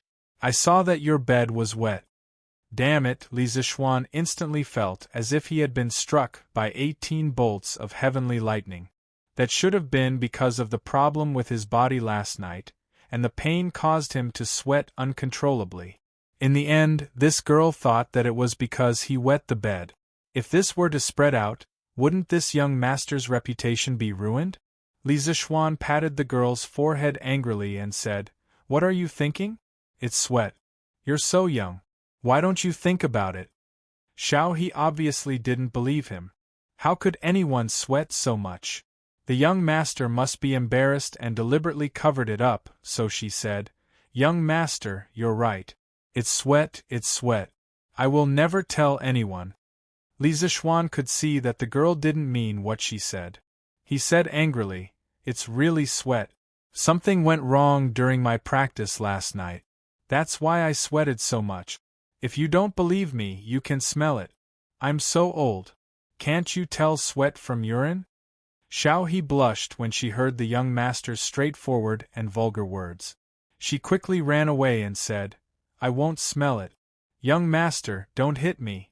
I won't tell anyone." Li Zixuan was speechless. He forcibly grabbed Xiao He and took her into the bedroom. Well, don't misunderstand.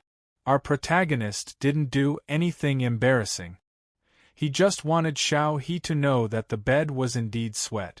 This was related to his reputation for the rest of his life. Li Zixuan had to be serious with this little girl. Seeing that the little girl finally believed him, Li Zixuan was relieved.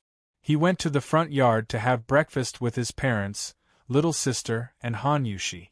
After breakfast, Li Zixuan and Han Yushi went to Mingwuxian to see if Iron Egg's injury had recovered. Iron Egg had been staying at the young master's house these days. He had good food and drinks. There were also maids to take care of him. The young master often came to visit him. Even Madame Li came to visit him many times. Iron Egg was very grateful for these, but he wasn't happy. Since he was almost killed by Chao Xiaoyun last time, Iron Egg's desire to become stronger didn't disappear. Instead, it became stronger and stronger. He was like a tiger in his heart, ready to attack. Yesterday, when the young master came to visit him, Iron Egg wanted to tell the young master about it. But when the words came to his mouth, he didn't know how to say it. This morning, Iron Egg felt that his injury didn't hurt anymore. He tried to get out of bed. After a while, he felt that walking shouldn't be a problem. Iron Egg went to the back garden of Mingwuxian alone. He looked at the koi fish in the pond and sat on a rock beside it in a daze. His mind kept replaying the scene of being bullied by Lu Haojian and being beaten by Chao Xiaoyun. The first time, if the young master didn't come in time, Lan Er would have been bullied. The second time, if he didn't make a prompt decision, his sister would have suffered misfortune.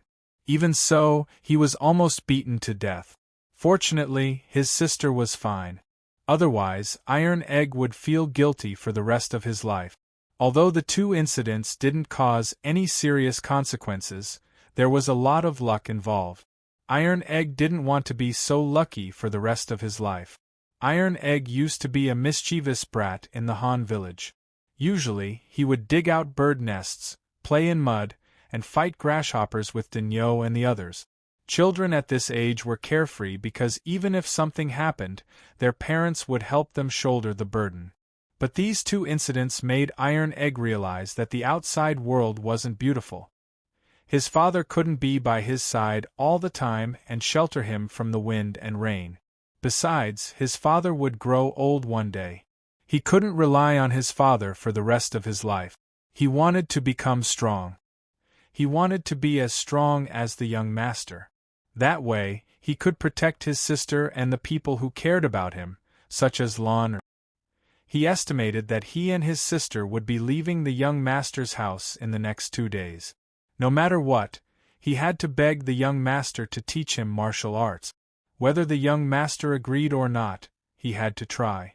Iron Egg kept encouraging himself in his heart. He had to perform well and be sincere so that the young master would accept him. At this moment, voices came from the entrance of Mingyue Xian. Iron Egg walked out of the garden and saw that the young master and his sister had come together. He quickly went to greet them. "Young master, you're here." "Iron Egg, why are you out of bed?" Li Zishuan saw Iron Egg walk over and was shocked. Iron Egg smiled and said, "Young master, Iron Egg's injuries are almost healed. He can barely walk." "Oh, that's good. Iron Egg, you were injured so badly that I was worried sick." Seeing that Iron Egg's injuries were finally healed, Li Zishuan was happy. "Young master, since Iron Egg's injuries are healed, I'll go back with Iron Egg today. My father hasn't seen Iron Egg for a few days. He must be worried sick." Although she didn't want to leave, Iron Egg's injuries were healed. There was no reason for them to continue living here. Han Yushi said goodbye to Li Zishuan. Iron Egg heard his sister say this and felt a little nervous. He still hadn't told the young master about his situation. Li Zishuan waved his hand and said, "There's no rush. Iron Egg's injuries are just healed. Let him rest for another day. I'll go back with you tomorrow. I'm going to the Han village to find your father." Thinking about it, her father should have raised enough money. She had to go to the Han village to find Han Lijing as soon as possible to finalize the matter of raising chickens. After calculating how many chickens the village could raise, they could then purchase the chicken seedlings. Since the young master said so, Han Yushi could only nod. Iron Egg heard this and breathed a sigh of relief. He secretly thought that he should hurry up. Taking a deep breath, Iron Egg felt that he couldn't wait any longer. He carefully said, "Young master, Iron Egg has something to tell you." What's the matter with Iron Egg? Li Zishuan was a little curious. He had always admired this child. He planned to go to the Han village to talk to Han Lijing and see if he could keep Iron Egg by his side. At this moment, Iron Egg resisted the nervousness in his heart and the pain in his body. With a plop sound, he knelt in front of Li Zishuan. Iron Egg knew that he didn't have money or ability. He didn't have anything to show. He could only follow the storytellers in the restaurants and use his sincerity to move the young master. Li Zishuan and Han Yushi were shocked by this kneeling. Why couldn't this child talk nicely? Why did he have to kneel? Li Zishuan wanted to pull Iron Egg up, but Iron Egg hurriedly waved his hand to stop him. "Young master, Iron Egg wants to be your disciple. I beg you to teach me martial arts. Iron Egg wants to become strong. He wants to protect my sister and everyone who cares about Iron Egg from harm. I beg you, young master, to agree.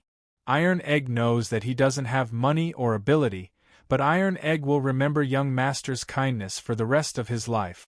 After saying this, he was about to kowtow. This time, Li Zishuan ignored Iron Egg's attempts to stop him and quickly pulled Iron Egg up. This child must have heard too many stories. Even if he wanted to be his disciple, he didn't need to kneel and kowtow. Li Zishuan was also shocked by Iron Egg's words. Was this still the shy brat he saw before? After all, Iron Egg was only 6 or 7 years old. It seemed that after experiencing these two things, Iron Egg had matured a lot. Sure enough, setbacks were a catalyst for a person to mature quickly. Han Yushi was also a little surprised by her brother's actions. When she heard Iron Egg's words, she was a little touched. She couldn't help but think of the scene where Iron Egg stopped Xiao Xiaoyun regardless of the danger, and let her go first. Han Yushi couldn't help but tear up. Her brother had grown up. Han Yushi was both touched and gratified. She looked at Li Zixuan and wondered if the young master would agree. Chapter 59. After being pulled up by Li Zixuan, Iron Egg's eyes were still fixed on Li Zixuan. He really hoped that the young master would accept him. Feeling the deep pleading in Iron Egg's eyes and recalling the words of Iron Egg, Li Zixuan could not help but feel touched. This child was only 6 or 7 years old. It was not that he could not accept him as a disciple, but there were some things that had to be made clear in advance. Li Zixuan turned around and put his hands behind his back. After thinking for a while, he said, "Iron Egg, you risked your life to save Lawner. I have always been grateful to you. But if you want to be my disciple just to learn martial arts and not be bullied, I can't accept you." Iron Egg asked anxiously, "Why, young master?" Han Yushi also looked at Li Zixuan curiously. She heard the young master's words. It seemed that Iron Egg did have a chance. Li Zixuan said slowly, "Heroes use martial arts to break the rules. Iron Egg, if you only focus on learning martial arts and pursue power without paying attention to self-cultivation, sooner or later you will go astray and bully the weak with your martial arts." Iron Egg hurriedly promised, "Young master, Iron Egg will not do that kind of thing. Please believe in Iron Egg. Iron Egg only wants to learn martial arts and not be bullied." Li Zixuan shook his head. At the end of the day, Bruiser still had the temperament of a child. Once a person gained power, their way of thinking would change. When the time came, they would be slightly instigated by a villain, and it would be easy for them to go astray. Bruiser's thinking was still too simple. "Iron Egg, I can accept you as my disciple and teach you martial arts, but I will also teach you other things to help you cultivate your mind. You must pay equal attention to them. If your mind is not stable, how can you practice martial arts? Besides, I don't want you to become a brute who only knows martial arts. Many things can't be solved by martial arts alone. I hope you can become a useful person to the Tang Empire. If I find out that you only know how to practice martial arts and neglect the cultivation of the heart, then I will expel you from the sect. Are you still willing?" With the arrival of Zhen Guan's golden age, the world would gradually become peaceful. Most of the time, one could not rely only on martial strength and bravery to fight. In times of war, scholars were useless. However, in times of peace, a martial artist was of little use. Therefore, Li Zixuan didn't want Iron Egg to only learn martial arts. He wanted to teach Iron Egg some other things so that he could survive in peaceful times. As for how much Iron Egg could learn, that would depend on his luck. After hearing this, Han Yushi's eyes lit up. She didn't expect the young master to be so considerate and consider so much for Iron Egg. She hurriedly pushed Iron Egg, indicating that he should quickly accept her as his disciple. Iron Egg was overjoyed when he heard that Li Zixuan could accept him as his disciple. However, after Li Zixuan said those principles, he didn't fully understand them. However, when he saw his sister urging him, he no longer hesitated and knelt in front of Li Zixuan again. "Young master, Iron Egg agrees to cultivate the heart and practice martial arts with you. I beg you to accept Iron Egg as your disciple." Li Zixuan didn't stop him this time. He nodded and said, "Well, Iron Egg, go back and tell your father. If your father agrees, I will officially accept you as my disciple." "That's great. My father will definitely agree. Thank you, young master." Finally hearing a definite answer, Iron Egg jumped up excitedly. Li Zixuan found it a little funny that he was still a child. He originally wanted to keep Iron Egg by his side and let him learn something. This child's temperament wasn't bad at all. Now that he unexpectedly accepted Iron Egg as his disciple, it didn't seem too bad. He just didn't know how good this child's potential was. After this trip to the Han village, he would bring Iron Egg by his side and let him start learning. "Thank you, young master." Han Yushi was also happy for her brother. Iron Egg could learn something by the young master's side. It was better than playing in the mud in the countryside. Therefore, Han Yushi was very grateful to Li Zixuan. Li Zixuan waved his hand and said with a smile, "This is Iron Egg's own opportunity. Yushi, you don't have to thank me." After dinner, seeing that Han Yushi and Iron Egg had returned to Minghui Xian and Lan had also returned to the backyard, Li Zixuan told his parents about accepting Iron Egg as his disciple. "Very good. Iron Egg is a clever and brave child. I quite like him." When Madame Li heard this, she smiled and was the first to express her support. Housekeeper Wang had told her about how Lan was almost bullied in the Han village. Madame Li, who had always been kind, was immediately furious. When she heard that Han Lizhing's son, Iron Egg, had risked his life to protect Lan Madame Li was very surprised that this child was so brave at such a young age. When she heard that her son wanted to accept him as his disciple, she naturally agreed. Moreover, Madame Li had her own little plan. If her son accepted Iron Egg as his disciple, then his relationship with Han Yushi would naturally become closer.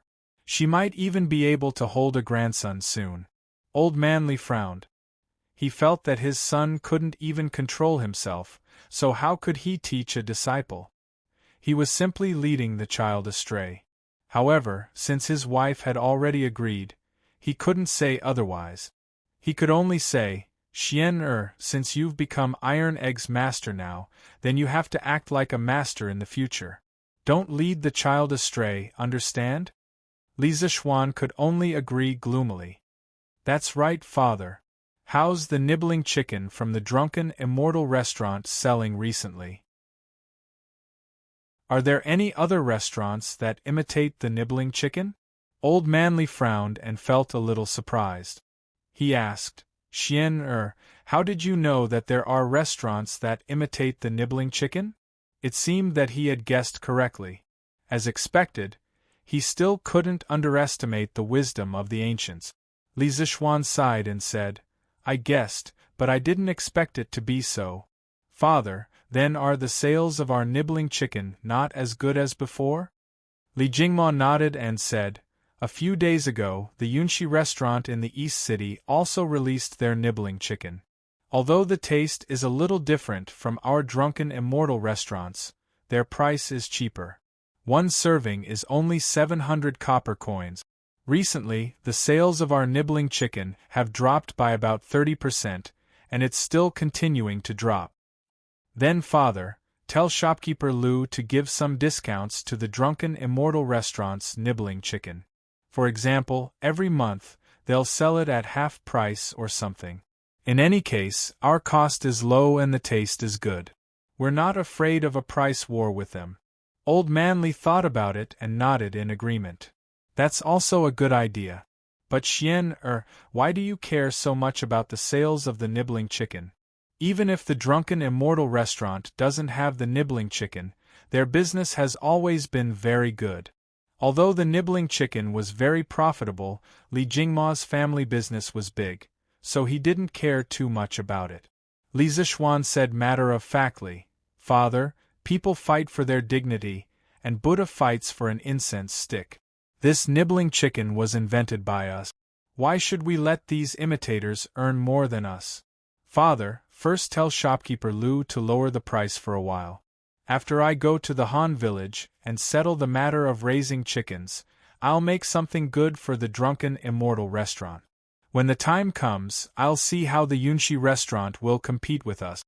Li Zixuan obviously couldn't bear to let a knockoff's nibbling chicken surpass the authentic one.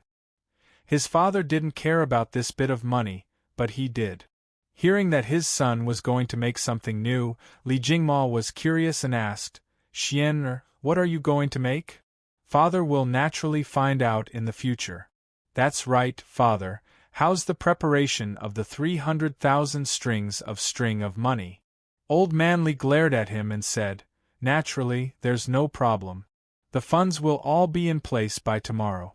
When the time comes, I'll send the money to the family's storehouse. I'll give you the key." Then thank you, father. Your son will go to the Han village tomorrow and explain the matter of raising chickens to the villagers. Then we'll start buying the chicken seedlings. This autumn harvest, Father, you must remember to send people to buy grain. Yes, Father knows. You just have to take care of your own matters. You're not young anymore. It's time for you to learn how to do some things. This matter can be considered a test for you. Li Zishuan nodded and said solemnly, Your son understands the importance of this matter. I won't mess it up.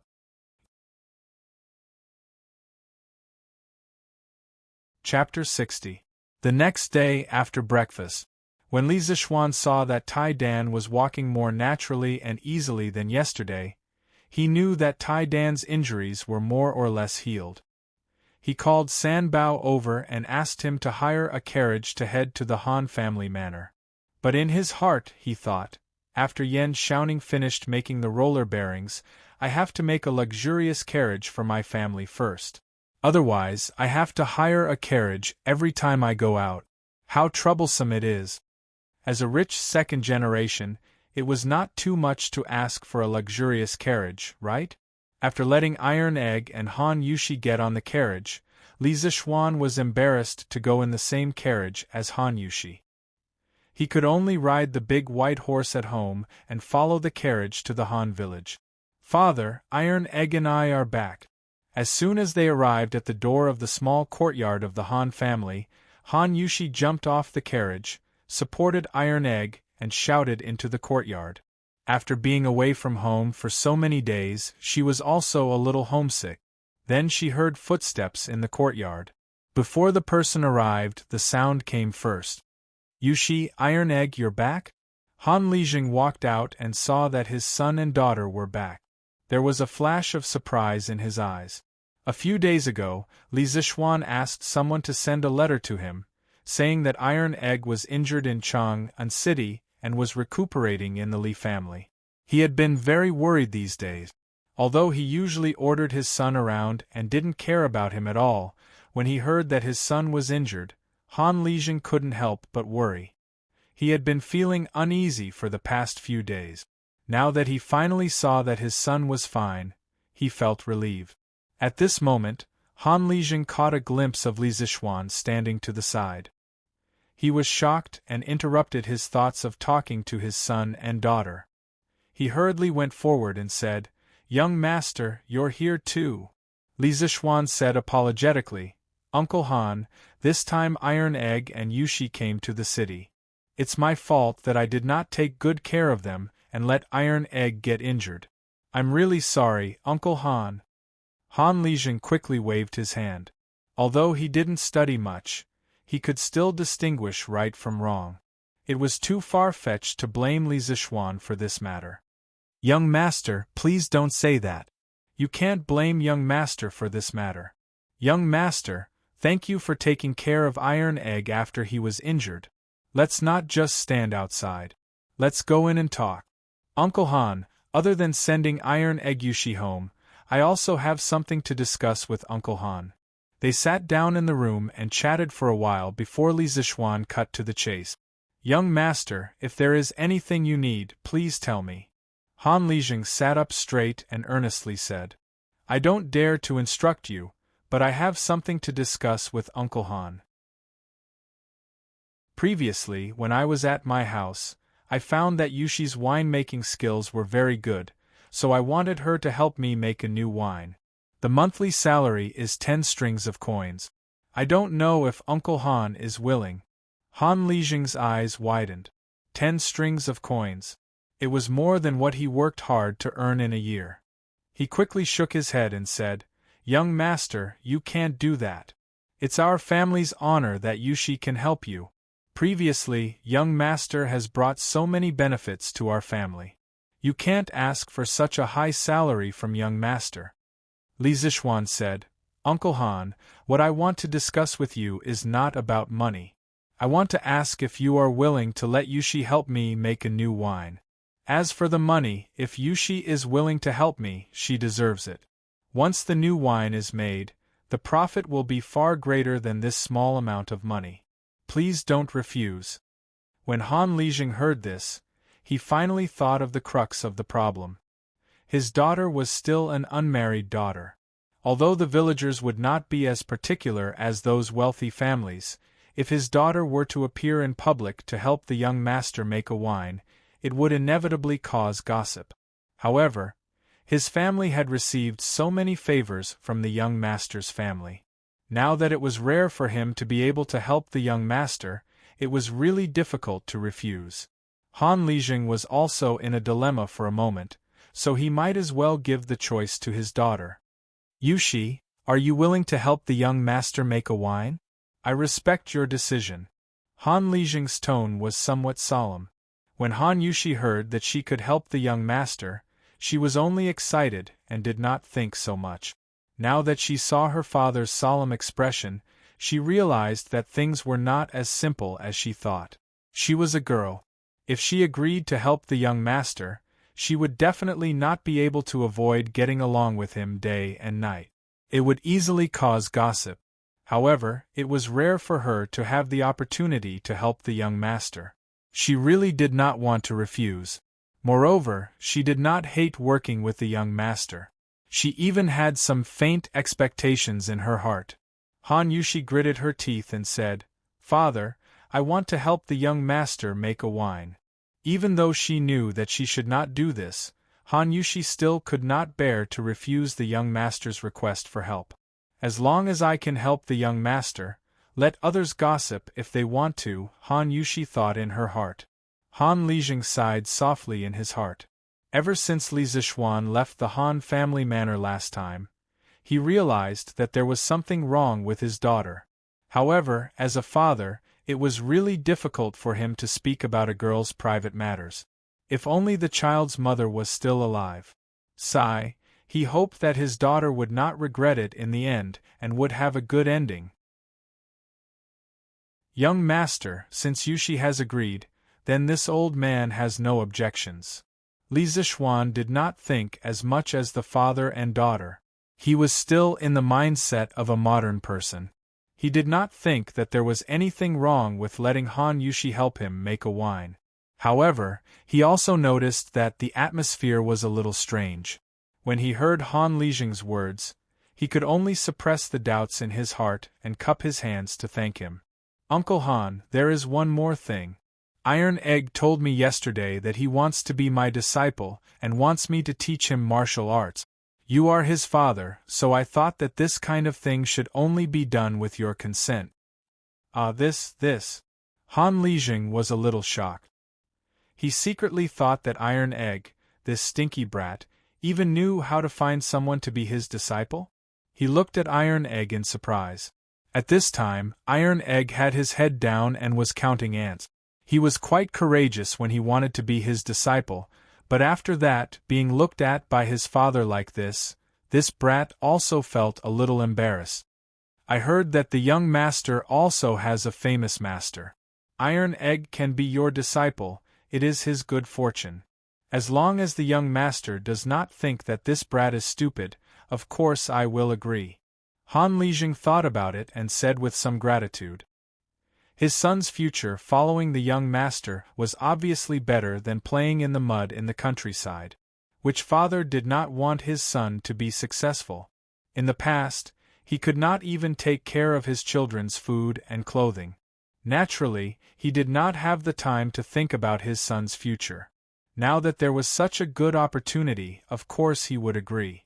Li Zixuan nodded and said, "Since Uncle Han has agreed, then after 2 days when I am done with the matters at hand, Iron Egg will follow me back to Chang and to study martial arts." Han Lijing solemnly bowed and said gratefully, "Thank you, young master, for promoting this stinky brat. If this brat is disobedient in the future, young master, feel free to scold and discipline him. If he is beaten to death, he deserves it. This old man will not say a word." Li Zixuan smiled and shook his head. He said, "Uncle Han, this time I came to the Han village because there is a very important matter that I need to discuss with you." Han Lijing saw that he was serious and asked in confusion, "Young master, what is it?" Chapter 61. Han Village, Han family's small courtyard. Uncle Han, my father and I plan to have all the farmers in the village help us raise chickens. We will be responsible for providing the chicken seedlings, and we will also use a portion of the rent as payment for everyone raising the chickens. Li Zishuan revealed the main purpose of his visit to the Han family village this time. Hearing this, Han Lijing asked curiously, "Young master, isn't it just asking everyone to help raise a few chickens? Why do we need to pay them? It's not like it takes much effort." Li Zishuan explained, "Uncle Han, it's not about raising a few chickens. We plan to raise at least 50,000 chickens in the Han village. Of course, we need to pay the farmers a corresponding amount." Ah, so many! Even though Han Lijing was someone who had escaped death on the battlefield, he was still shocked by the huge number of chickens. Han Yushi, who was beside him, also opened her small mouth in shock. Young master, why are you and master raising so many chickens?" Han Lijing really couldn't understand. "We have a use for these chickens next year. Now, I need to trouble Uncle Han to gather all the farmers in the village at noon. I will talk to them about this matter. If they are willing to raise them, I will do a count and immediately send the chicken seedlings over." Li Zishuan replied. Han Lijing swallowed his saliva and nodded. "That's fine. Young master, please sit here for a moment. I will inform the farmers to gather at the threshing field at the village entrance." Li Zishuan cupped his hands and thanked him. "Then I will have to trouble Uncle Han." 2 hours later, at the threshing field of the Han village. "Old Hu, why did Lijing call everyone here?" Old Hu stared and said, "How would I know? But I heard that young master came to the village today." "Hey, could it be that young master is here to give us business again?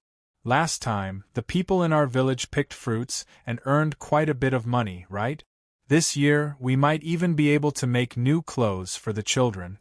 Young master is really a good person. Of course. If anyone dares to say anything bad about young master, I, Lu Yue, will be the first to beat them to death." A chubby village woman beside them interrupted. "Old Hu, I'm afraid you won't beat them to death. You will crush them to death, right? Ha ha." Another burst of laughter came from the side. Stop quarreling, young master is here." When Li Zishuan arrived at the threshing field, he saw that there were already 200 to 300 villagers gathered here. At this time, Han Lijing came up to him and said, "Young master, all the villagers have gathered here. Including the women, there are a total of 348 people, and 208 households. Young master, you can go up and talk to them now." Li Zishuan nodded. "Thank you, Uncle Han."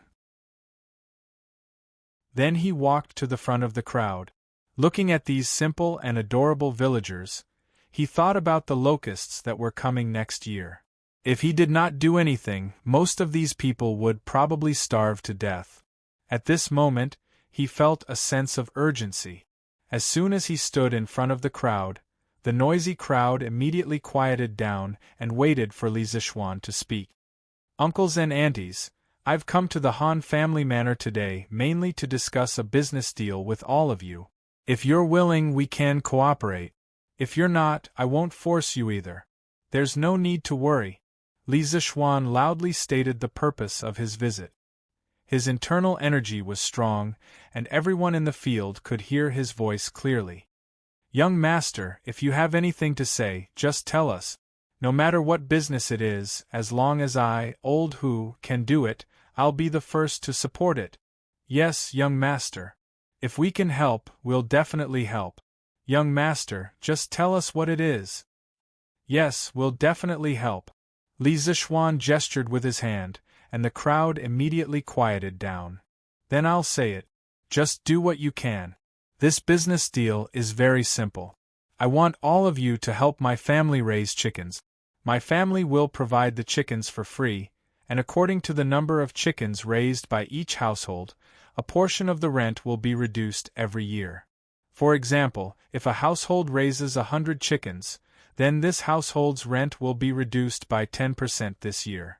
If they raise 200 chickens, then the rent will be reduced by 20%, and so on. Does everyone understand?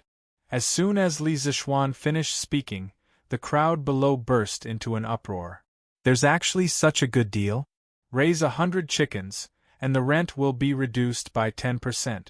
Yes, aren't these conditions too generous? Why does young master want to raise so many chickens? Is what young master said true? Did I hear wrongly? Li Zishuan waited for them to talk privately for a while before asking them to quiet down. What's everyone's decision? If you're not willing to cooperate, you can leave now and do your own things. I won't hold any grudges. No one was willing to leave.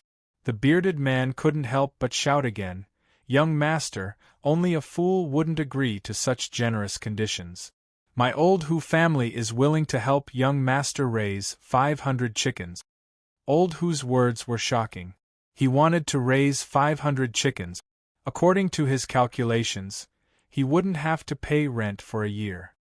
"Young master, my family is willing to raise 800 chickens."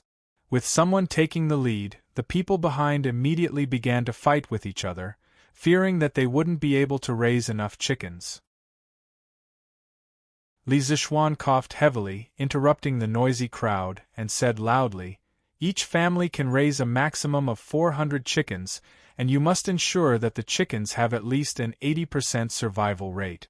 Please consider the number of chickens in your family and do what you can. Don't simply give a number. If you've thought it through, go to Han Lijing's place to register and sign the agreement. After a few days, I will send the chickens over." Only then did the crowd quiet down, and each of them was thinking about how many chickens they could raise. Young master, these chickens, whose eggs do they belong to?" The village woman who called herself Lu Yu asked embarrassedly. "You woman, young master has already given us so many benefits, why are you still so greedy? Of course, these eggs belong to young master's family." The bearded man immediately jumped over and scolded angrily. "Husband, I'm just asking. I didn't say that I'm greedy for these eggs." Lu Yu retorted without any confidence. Li Zishuan coughed heavily to stop the couple's quarrel and said loudly, "The chickens that each family raises, and the eggs that they lay, belong to each family. I know that everyone doesn't have much food to feed the chickens, but I can pay for a chicken farm in the back of the mountain. Everyone can raise the chickens in the back of the mountain and let them find their own food. You can leave a few children to take care of them. In addition, in order to prevent the chicken plague, I will pay to help you build a ventilated chicken house, but you must clean the chicken house every day. I will also provide you with quicklime, and you can sprinkle it around the chicken house." When everyone heard this, they were so excited that their faces turned red. This benefit was too good. They didn't have to do anything at all. At most, they would just have to clean the chicken house. Farmers were never afraid of work. Calculating this, throughout the year, not only would they be able to reduce the rent, but the eggs that the chickens laid could also be sold. This year's income was estimated to be comparable to that of farming. "Thank you, young master, for your kindness. We will definitely raise the chickens well for young master. Not to mention an 80% survival rate, I can guarantee that 90% of the chickens will survive. Young master, my family has 5 children. Raising 400 chickens is no problem at all. Young master, my family also has 4 children. We can also raise 400 chickens." Seeing that everyone was so enthusiastic, Li Zishuan was also very gratified. His words were not in vain, so he shouted, "After everyone has thought about it, go to Han Lijing to report the number and press your fingerprint. In the next few days, I will send the chicken seedlings over one after another. According to the number that each of you reported, the chicken seedlings will be distributed. I hope that everyone will raise these chickens well." Han Lijing had already set up a table at the side. Han Yushi sat on the stool and held a brush, waiting for everyone to report the number. As soon as everyone heard Li Zishuan's words, they immediately scrambled to get to the table.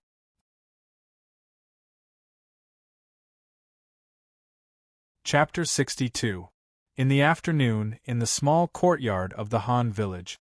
After Li Zixuan explained the matter of raising chickens to the villagers, he and Iron Egg returned to the small courtyard of the Han village to rest. There were no extra stools there, and standing was tiring.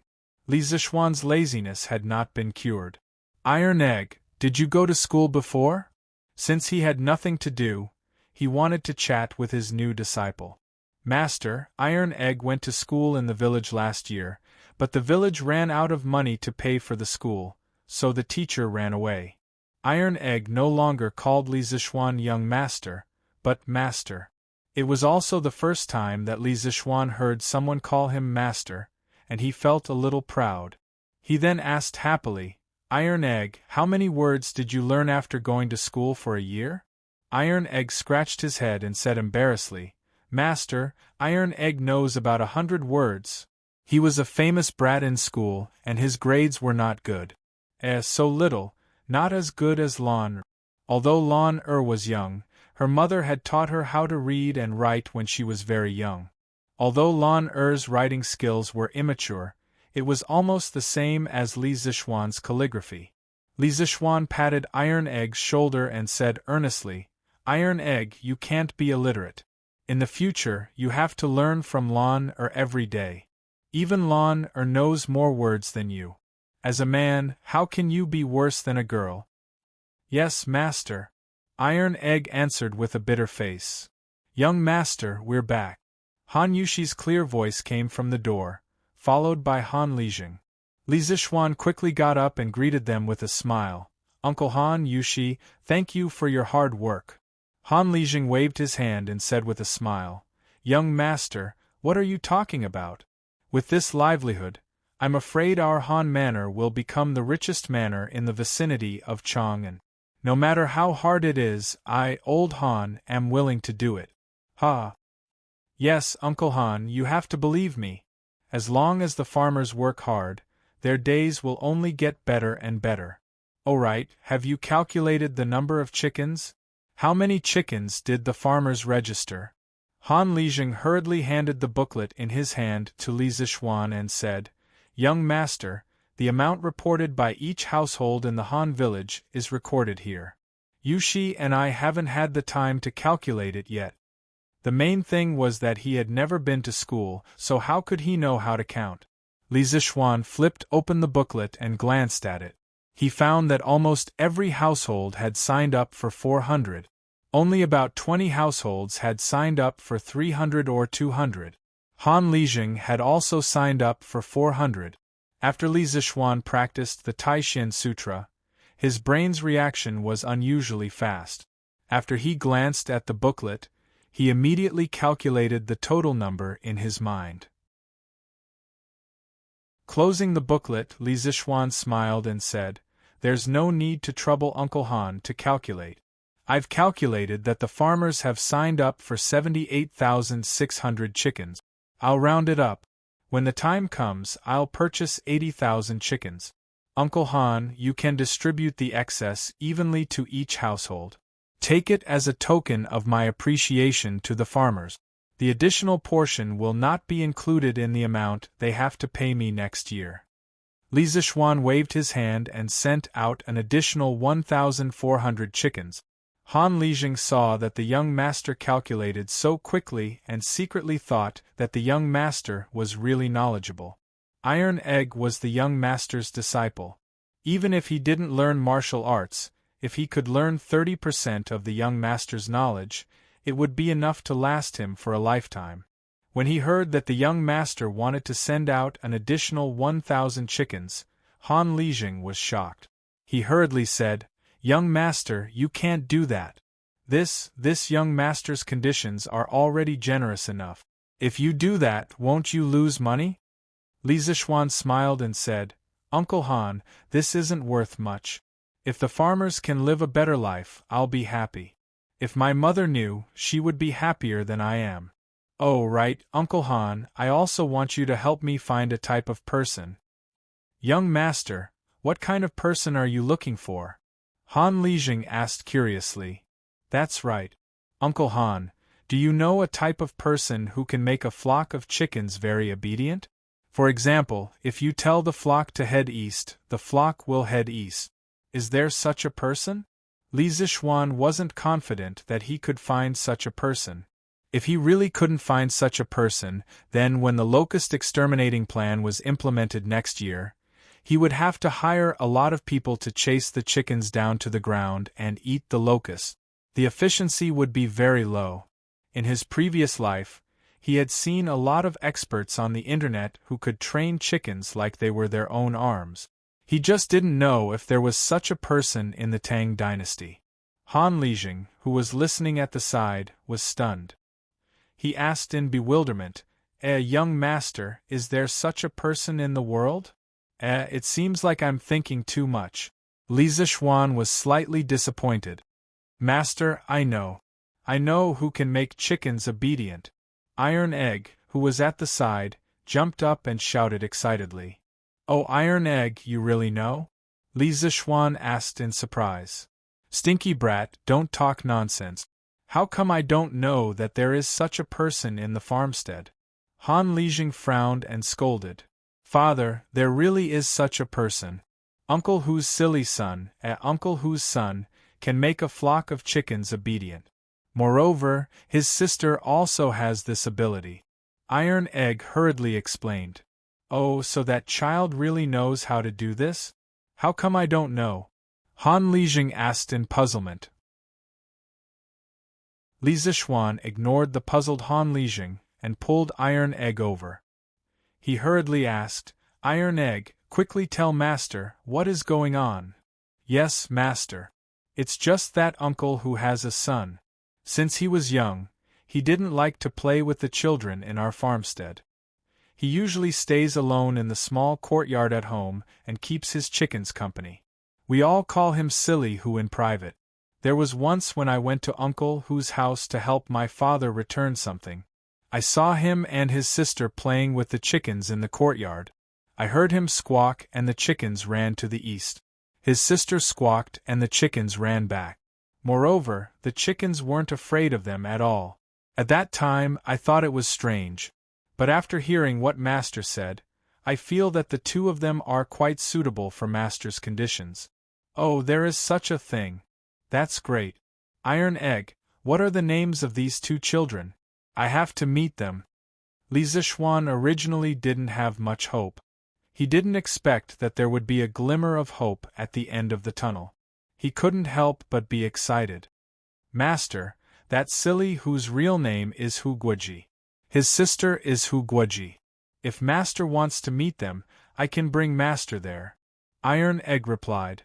Li Zixuan, who was about to follow Iron Egg to meet the two children, suddenly staggered and almost lost his balance when he heard these two strange names. Why are their names so strange? Li Zixuan wondered. Han Yushi, who was at the side, explained, Young Master, I know this. It is said that when Aunt Lu was pregnant, Uncle Hu wanted a boy. He went to the Taoist temple in Chang, an West City, to find a fortune-teller. The Taoist priest said that Aunt Lu was definitely pregnant with a boy. Uncle Hu was overjoyed and went home to tell Aunt Lu. In the end, after Aunt Lu gave birth, she found out that it was a girl.